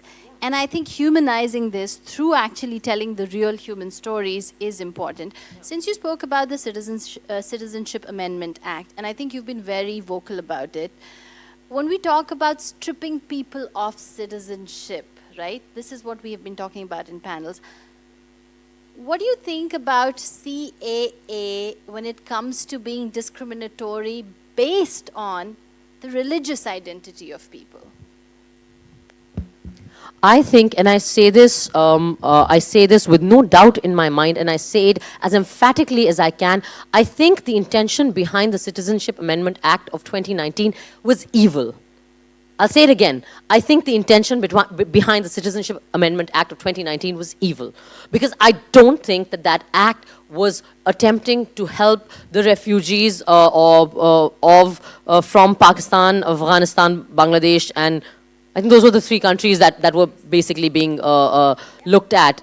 I don't think that was the intent at all. If you want to help those refugees, you have the law. Sahana talked about the different kinds of legal framework within which these things operate in India. You have the laws, you have the framework. Do it better. Just do it better. Be more efficient about it if you really want to help people. You don't need to change the laws. The fact is that in 2019, the CAA, the BJP was back in power with an overwhelming mandate. There is an ideological agenda that this government has. There's no point that we shy away from it. And the CAA is an ideological project of the Hindu Rashtra. It is a step to give constitutional basis to the Hindu Rashtra by linking citizenship to religion, which is something that India, modern India, when it was born in 1947, very clearly, self-consciously chose not to go down that path. We are a secular country. It is in our constitution. It is in the articles 14, 15, 25, whatever those in the constitution. It is in our preamble. So to me, the CAA it's very clear what it's trying to do. And I think the way in which, to link it to the NRC and to the NPR and to make it this huge bureaucratic project and then in this really insidious way endanger the citizenship of like 200 million plus Indian Muslims, I mean, what are you doing?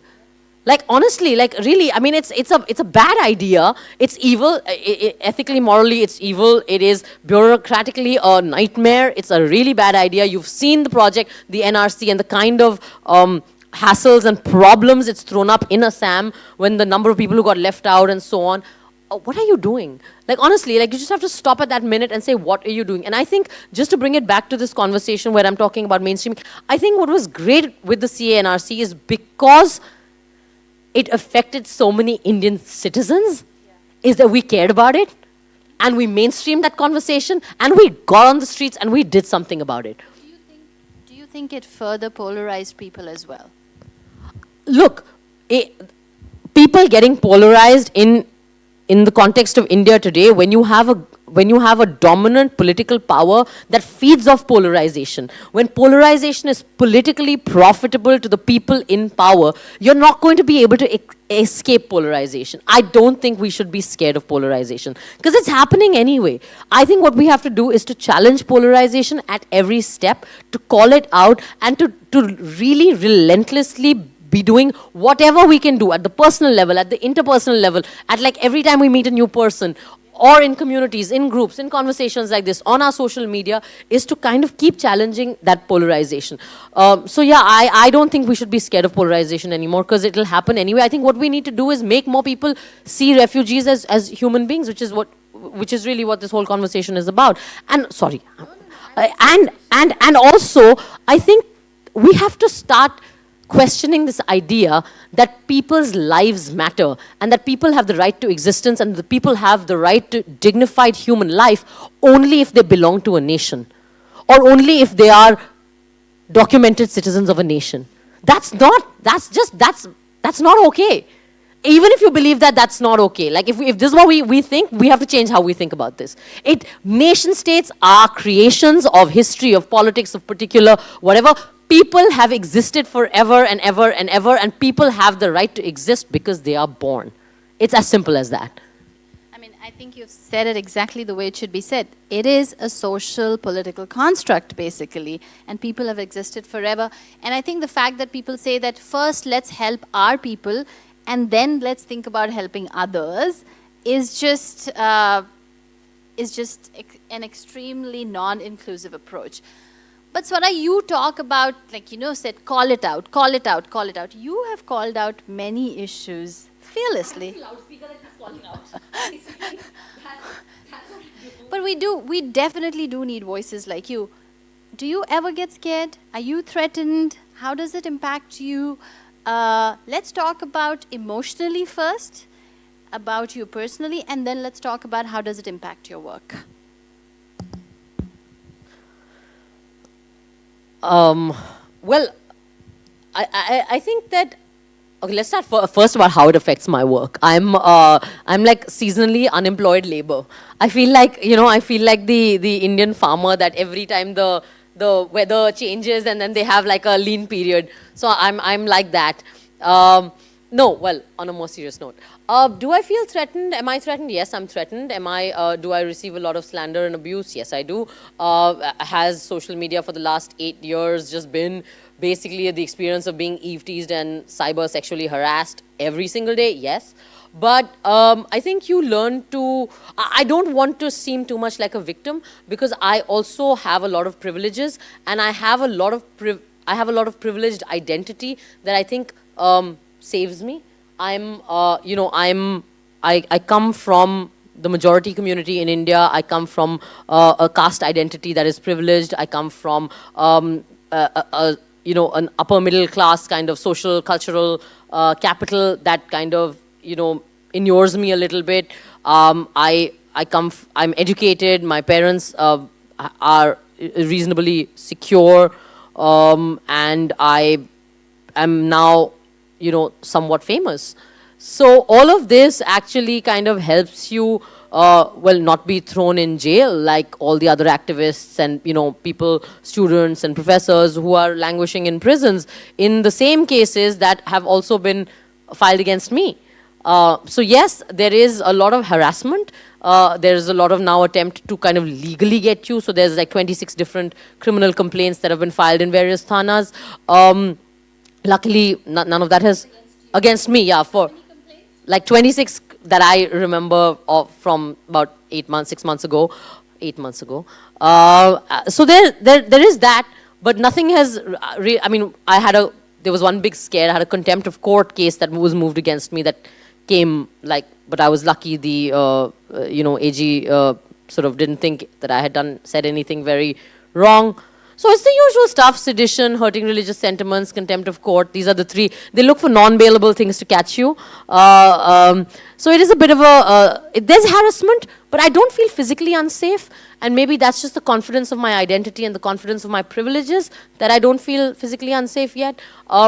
I think the people have been very kind to me, which is why I always feel, and I feel hopeful, that there are a lot more people in India who don't agree with what is happening than they are with who agree. The only 2 times that I remember being you know, negatively approached physically has been right before the 2019 election. One time was when some kid was like, oh, can I take a selfie with you? And then instead of taking a selfie, made a video being like, आएगा तो Modi. And I was like, okay. तुम सब vote करोगे तो आएगा ही. And the second time was outside an election booth, same kind of thing, right on the day of voting. Those are the only 2 times that I remember. And once at a dinner party, someone said, like, everyone's over 18 here, right? Okay, yeah. Someone said fuck you to me in the middle of like a discussion, and it seemed like they were like, you know, from the other side. But other than that, I don't feel like physically unsafe, but my producers do. And there is the impact on my work has been, it's been tremendous. I'm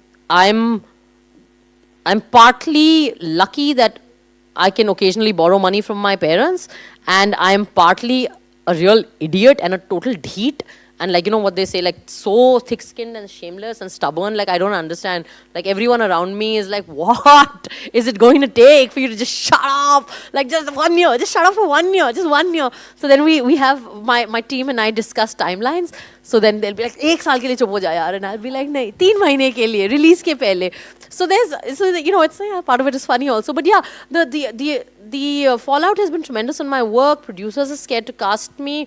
You know, there's my work and everything I do gets weaponized very quickly. So if I'm doing like a, you know, if there's a sex scene in something I've done, they'll pick that up and then they'll run with that, weaponize that in whatever way they can.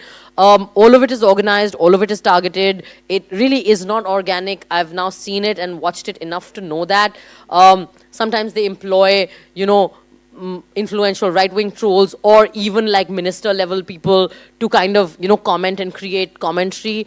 So there's all of that, yes, but you know, I just feel like, I mean, it's 2 things. One, that this is the only way I know how to be. So the effort I'll have to make, and then the you know, the hassle in my head that it will be to not be this person is just too much. Like you know, I pretend for a living. I cannot do it in my real life.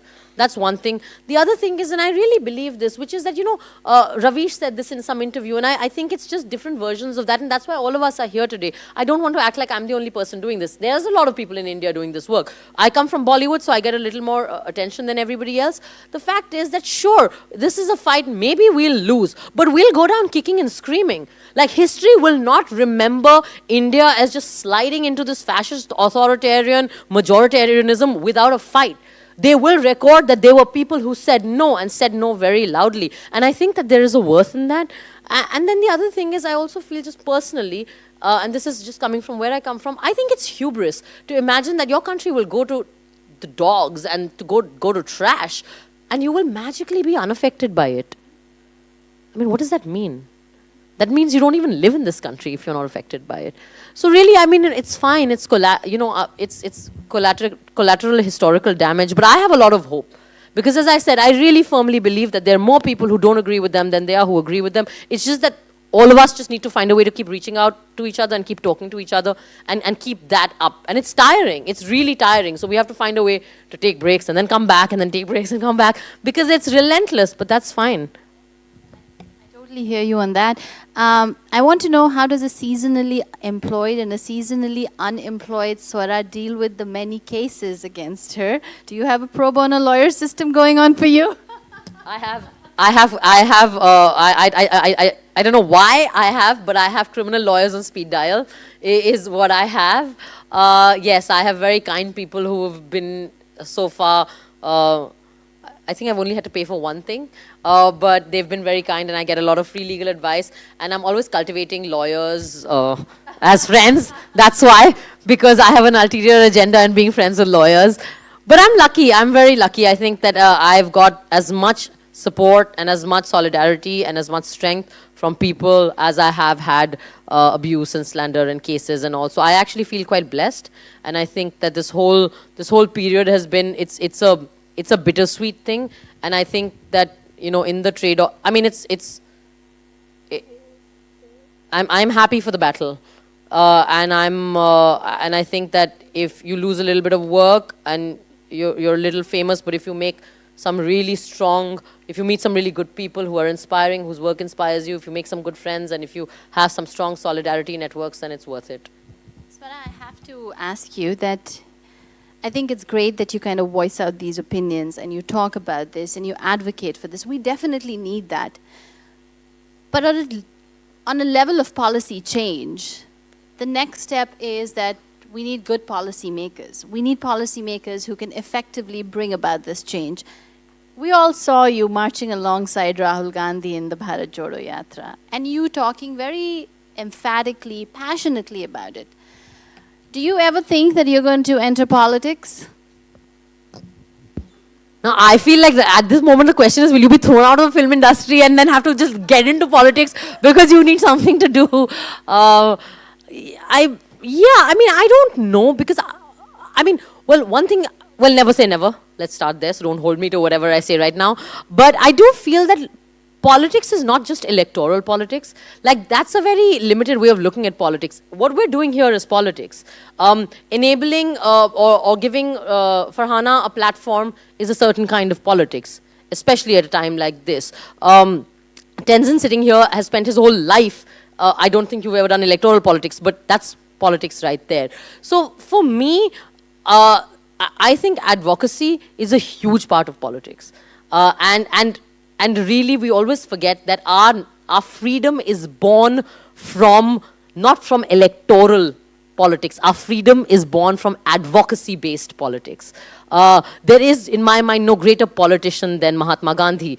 And he was a strategic man, he was a very shrewd man, he was a shrewd politician, and he never stood for elections and held political position.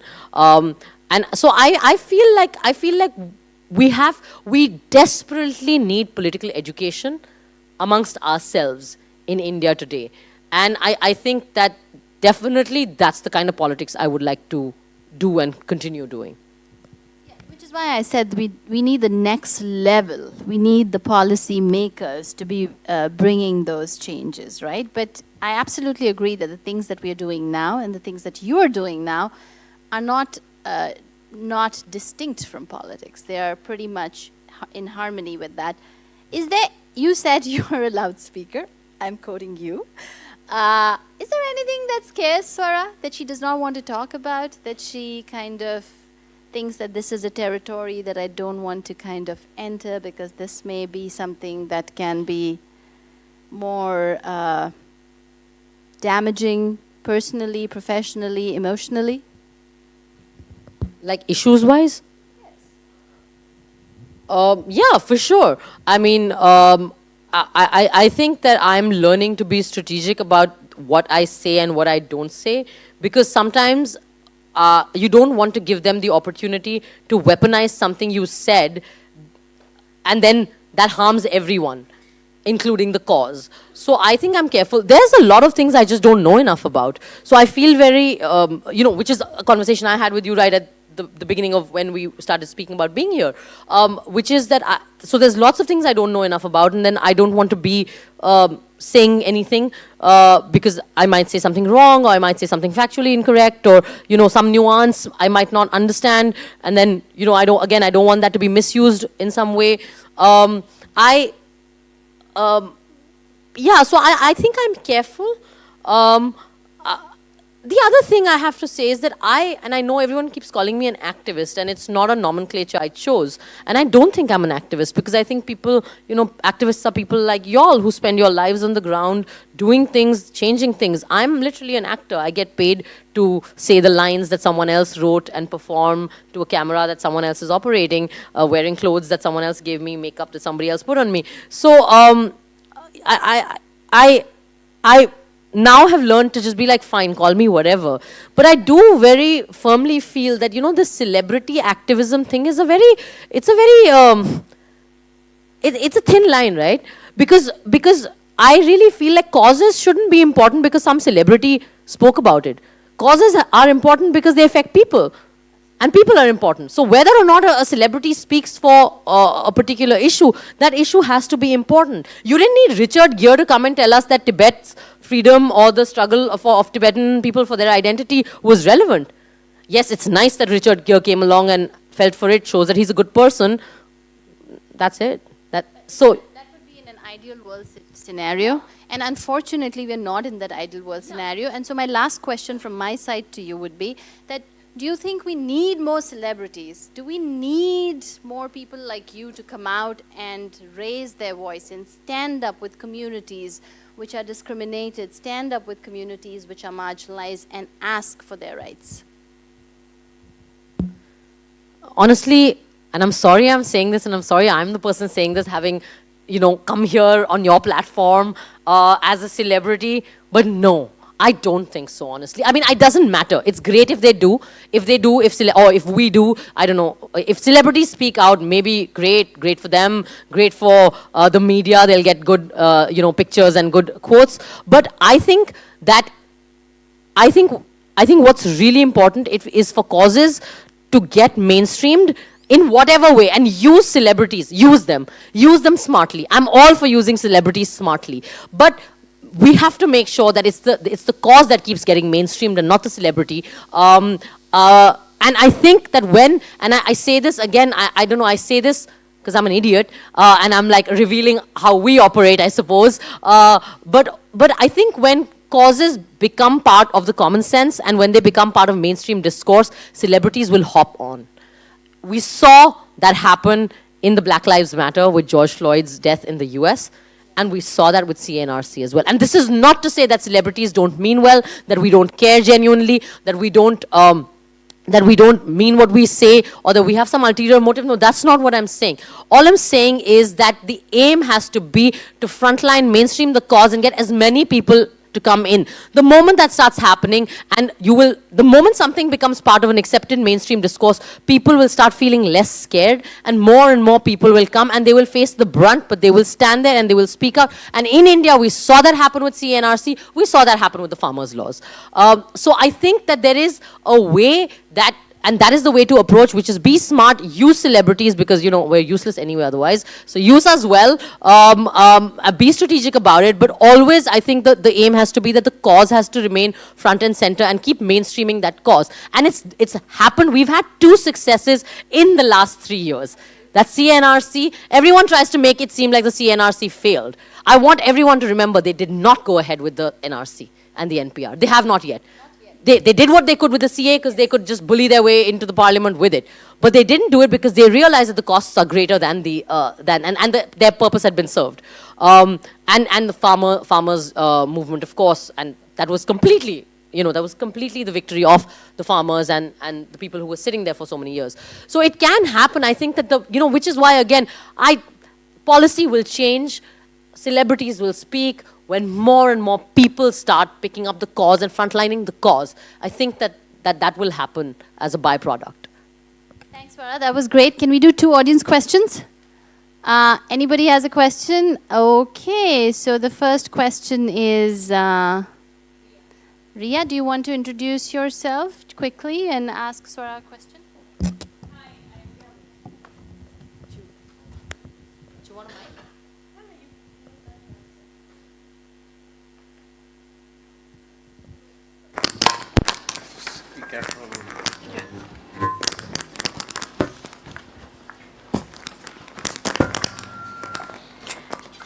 Hi, I'm Ria. I am Sindhuja ma'am's student in Sai University. Okay, so my question, you mentioned how your personal life and your personal opinions which you voice out have an impact on your career. So basically you spoke about how personal lives has an impact on your professional life. It will always go hand in hand. And you also spoke about how you think Mahatma Gandhi is a great politician. My question is, so there's been a lot of controversy about Mahatma Gandhi's personal life as well. What do you think about that? I think that he was a human being. I think we have to stop making people gods. Because the moment you start making people gods and then idolizing them as if they were a god, is then when you start feeling let down, when you suddenly realize, oh, they were human and they were imperfect. So I think that I'm sure that there's many aspects of Mahatma Gandhi's life that were not palatable to us anymore. There are many aspects of his politics that may not be palatable to all of us anymore. So there's that as well. So I think that sure, look at a figure like him in all his complexity and then recognize what was valuable in what he did, recognize and take from that, learn from it. See, there is a reason why Gandhi is probably the only political figure who is now being appropriated by everybody.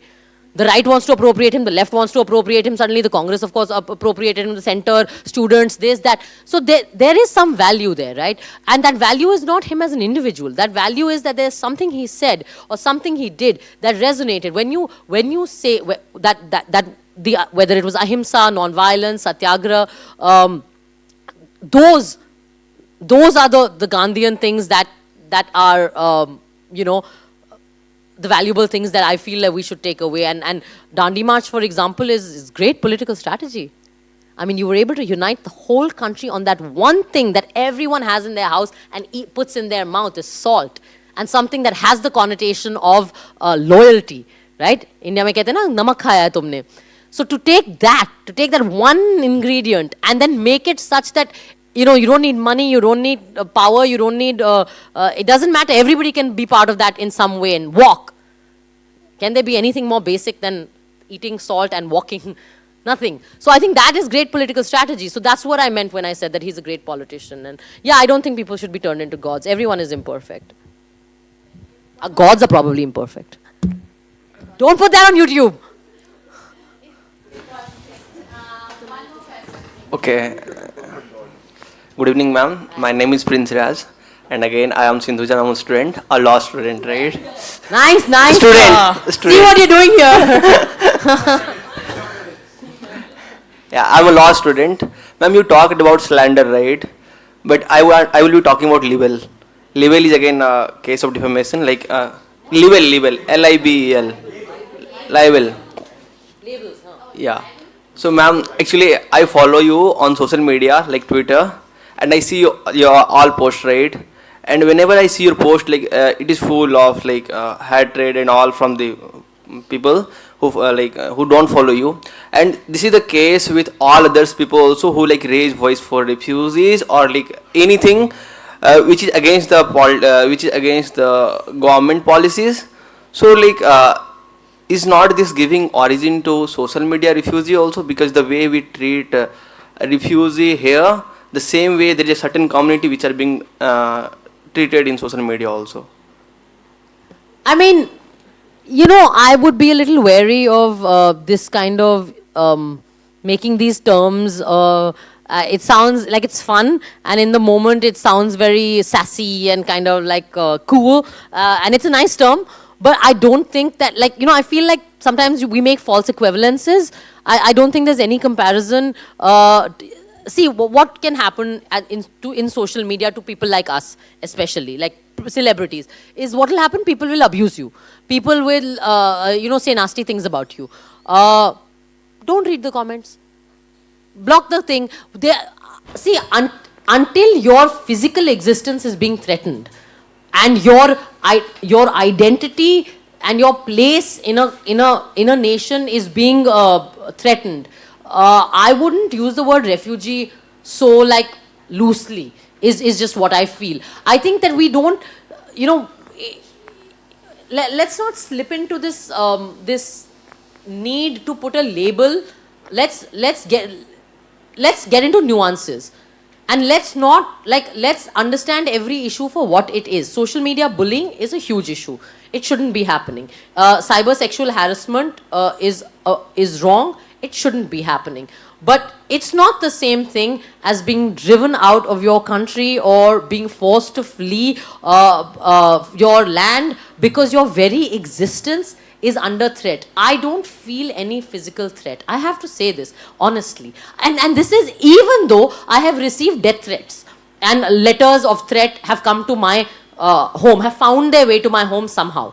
But even then I don't feel physically safe because I know that the fact that I am an Indian citizen and a citizen of this country gives me certain rights and certain protections in the law. The government can do, even the government, and I'm not saying they're doing it. Let me just say, I am not being persecuted by my government. Maybe I'm being targeted by a mob and an ecosystem that has been allowed to fester in this government. But I am not being persecuted by my government. I know that very clearly. But even if that were to happen, I have recourse and protection of the law of my land as a citizen of this land. Farhana has just spoken about the fact that she cannot go to school and college in India because she doesn't have an Aadhaar card. So it's not comparable by any means. But I do appreciate your sensitivity towards social media trolling and bullying. It's wrong and it shouldn't happen.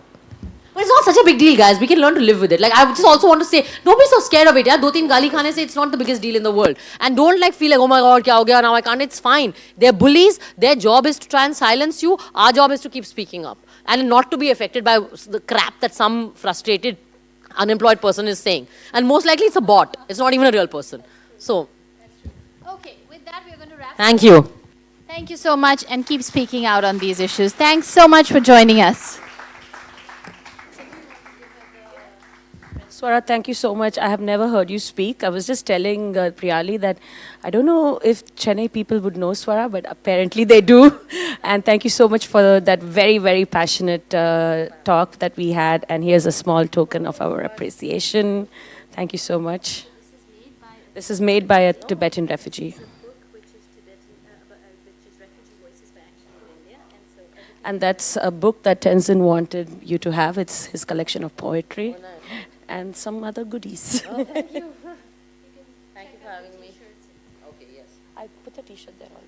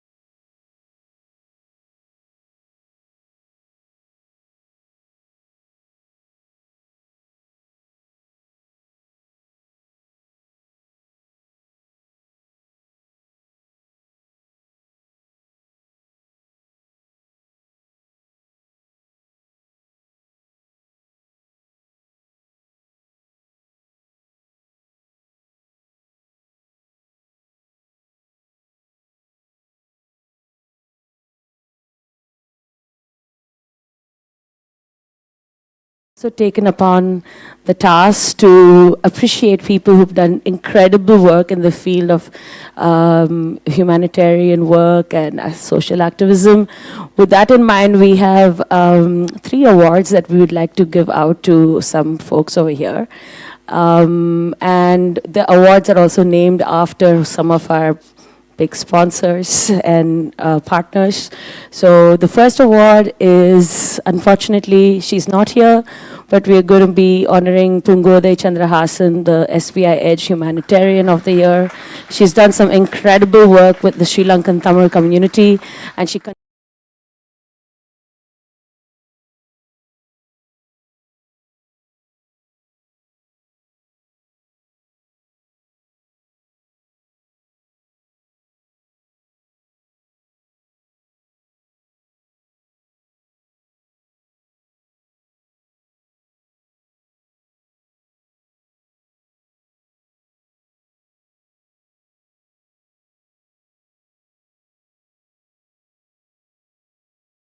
Sai Young Community Leader of the Year, and this is to Farhana Roshan.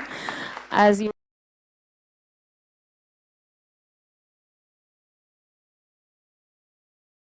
wants to spread awareness about her community.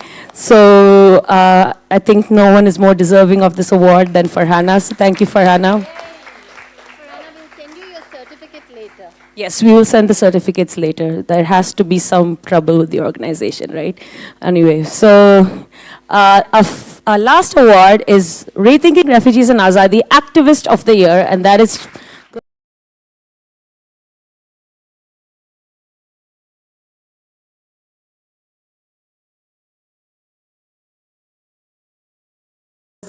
to work towards this cause, to bring any kind of awareness and to hopefully see a free Tibet one day. So thank you so much, Tenzin, for your work, and look forward to seeing more of your amazing work together. This being given as an activist. Yeah, I've been in activism for 25 years. In fact, I now enjoy it. I've been to jails many times. And I keep inspiring other people, especially youngsters, to go to jail for a good cause. And that's where you find freedom, especially your personal freedom you find in jail. And I spoke about this. Being activist is not easy, extremely difficult. That's one thing that invite police, intelligence officers after you and into your homes also. But this is also the one work that that can make you friends with police and intelligence officers also, if you could do this. So this is a great opportunity to learn, to liberate yourself, and this is for all the activists in the Tibetan community in India, and especially the Tibetan activists who are in Tibet, who are living under extreme difficulty under the Chinese rule. And that's for Free Tibet, inshallah.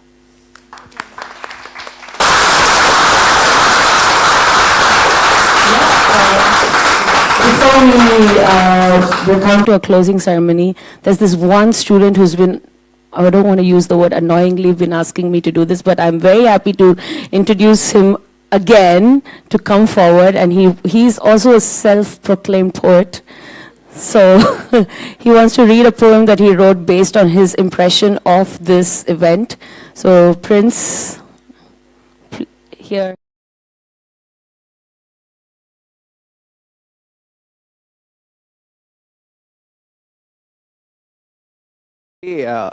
As our social subject, we went to Kelambakam, a refugee camp of Rohingyas, and there I interacted with few children, right?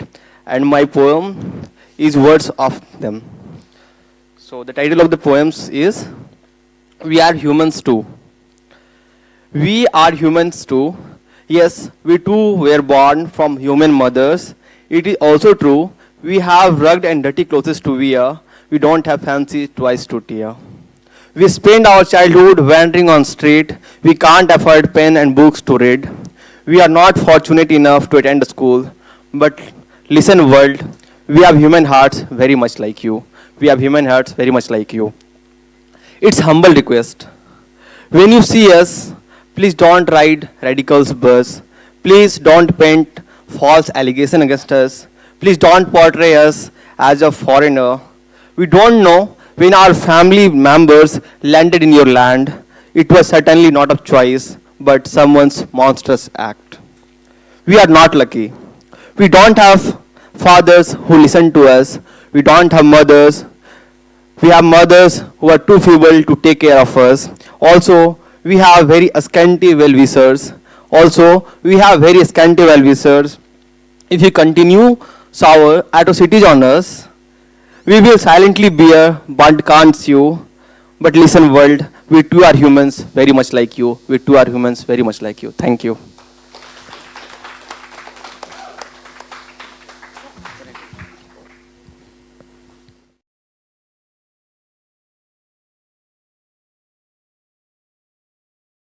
Called When It Rains in Dharamshala. The story is based on Dharamshala, which is the transit place for Tibetan refugees. The title of the poem is When It Rains in Dharamshala. You know, see, when it rains in Dharamshala, it's not like the rains in Chennai, you will get winter rains. There it rains, if you get rains like cats and dogs, we get cats, dogs, and donkeys. We get rains for 3 months. Dharamshala gets second highest amount of rain. So this is a rain. This is about that poem, and it's also about a house I have rented, where I live with a couple of other friends together. When it rains in Dharamshala. When it rains in Dharamshala, raindrops wear boxing gloves. Thousands of them come crashing down and beat my room.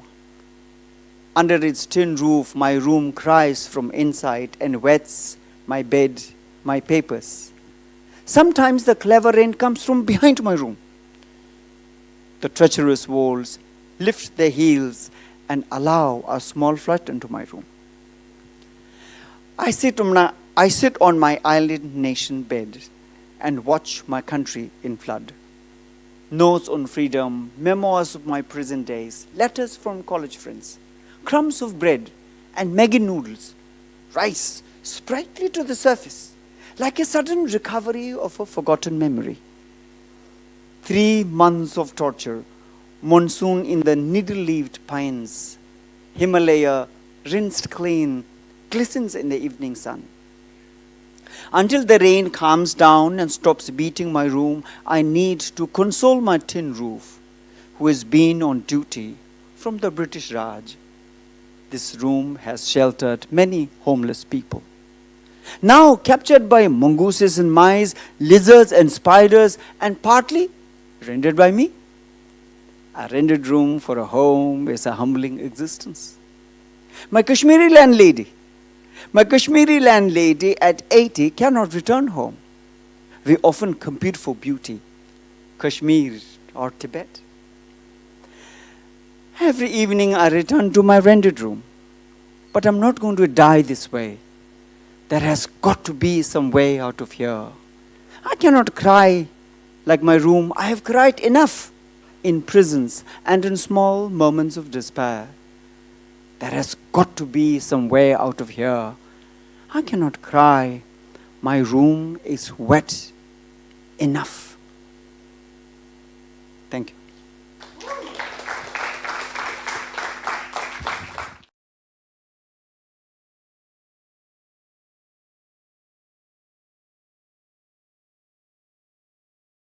Wrap of the 4-day event. It's been yes, there is theater, sorry. There is theater after this. Thank you, Sindhuja. That's why. That's why it's good to have two of us doing this. But yes, the talks, this is a wrap on the talks. We have theater after this. I think this has been an absolutely interesting, engaging, informative, and also entertaining, because we had these wonderful charity concerts for 2 days. You all have been a lovely audience.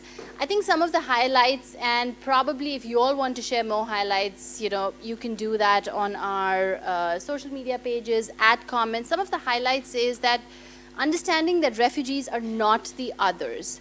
Understanding that they are not, as somebody said, they should not be the invisible population. They should not be the ones. I think Sandeep used the word, and I'm, what was Sandeep's word? I'm kind of blanking out on that, but to the effect of others. Swara said that it should not be, we should not be talking about humans as illegal. I think for me, that is one of the biggest highlights, biggest takeaways from this gathering that we've had. Let's leave this gathering as and when we go with the idea, with the thought that we're talking about another human being. We're talking about a human being who probably has had a more challenging life than us, and let's give them the dignity that they deserve. I think Priyali pretty much summed up what I was wanting to say as well.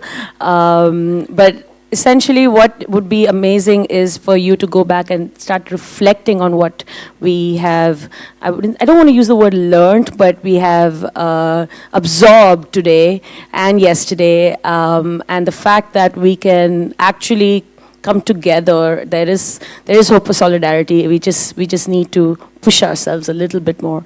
But I hopefully with some of the talks over here, and you would be motivated to do that.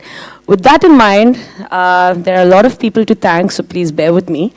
We would like to thank Amethyst Cafe for letting us host the photo exhibition there, Ramani, who helped us with the printouts, Sujata Setia, one of our photographers, and David Weston. So if you have some time, you can still go look at some of the photographs that they have done yesterday, that we put up yesterday. Then we'd like to thank SPI Edge, Internet Talkies, Ramya, Monica, and Mukesh, Satya as well. Thank you for your time and your support towards this event. Guys, you got to clap. Chennai Scene, who helped us curate the concert, so Shrikant was an excellent person. So anytime you organize an event, just get in touch with Chennai Scene. Skillbox, who helped us with the ticketing. Sai University for giving us a good chunk of money for us to organize this. Alliance Francaise to give us this venue. Dinesha has been extremely helpful from Alliance. Black Orchid, the bar, restaurant bar where we had a concert. Ronnie, who is the manager there, has been amazingly effective in our communication. And of course, all the bands that performed both in Black Orchid and Alliance. Looking the men of the sounds, Action Aid for coming over here, sharing your, also being a partner and sharing your research over here. All the speakers, I'm not going to name you all again, but thank you so much for being here with us. And Dinesh Kumar, where are you? He's been the man behind the live streaming and the video editing and all of that jazz. So, and Shantanu is right over there. He's our photographer, who I'm very much looking forward to seeing all the photographs. And at last but not the least, this event would not have happened if not for these overly enthusiastic volunteers. Yeah. Jill, Ananya, Mahalakshmi, Saimila, Veera, Kaushik, Bharat, Shreya, Priya, Ruth, Sneha, Akshaya, Nuta, and Shreya. And it's not a huge coincidence that they're all former and current students of mine. At last, I would like to thank the AZADI project as well. Harsh, where are you? There you are. And Priyali for agreeing to do this event with me. Thank members of my team who are not here, who are in different parts of the world, but have really contributed in making this happen. Right from the logos, the designing the T-shirt, and Willy, Shreyas, Aya, Harsh, Bartosh. I hope I'm not missing out anybody. All right, so thank you all very much and have a good evening. For those of you who would like to stay for the theater, we should be starting in about 2 hours.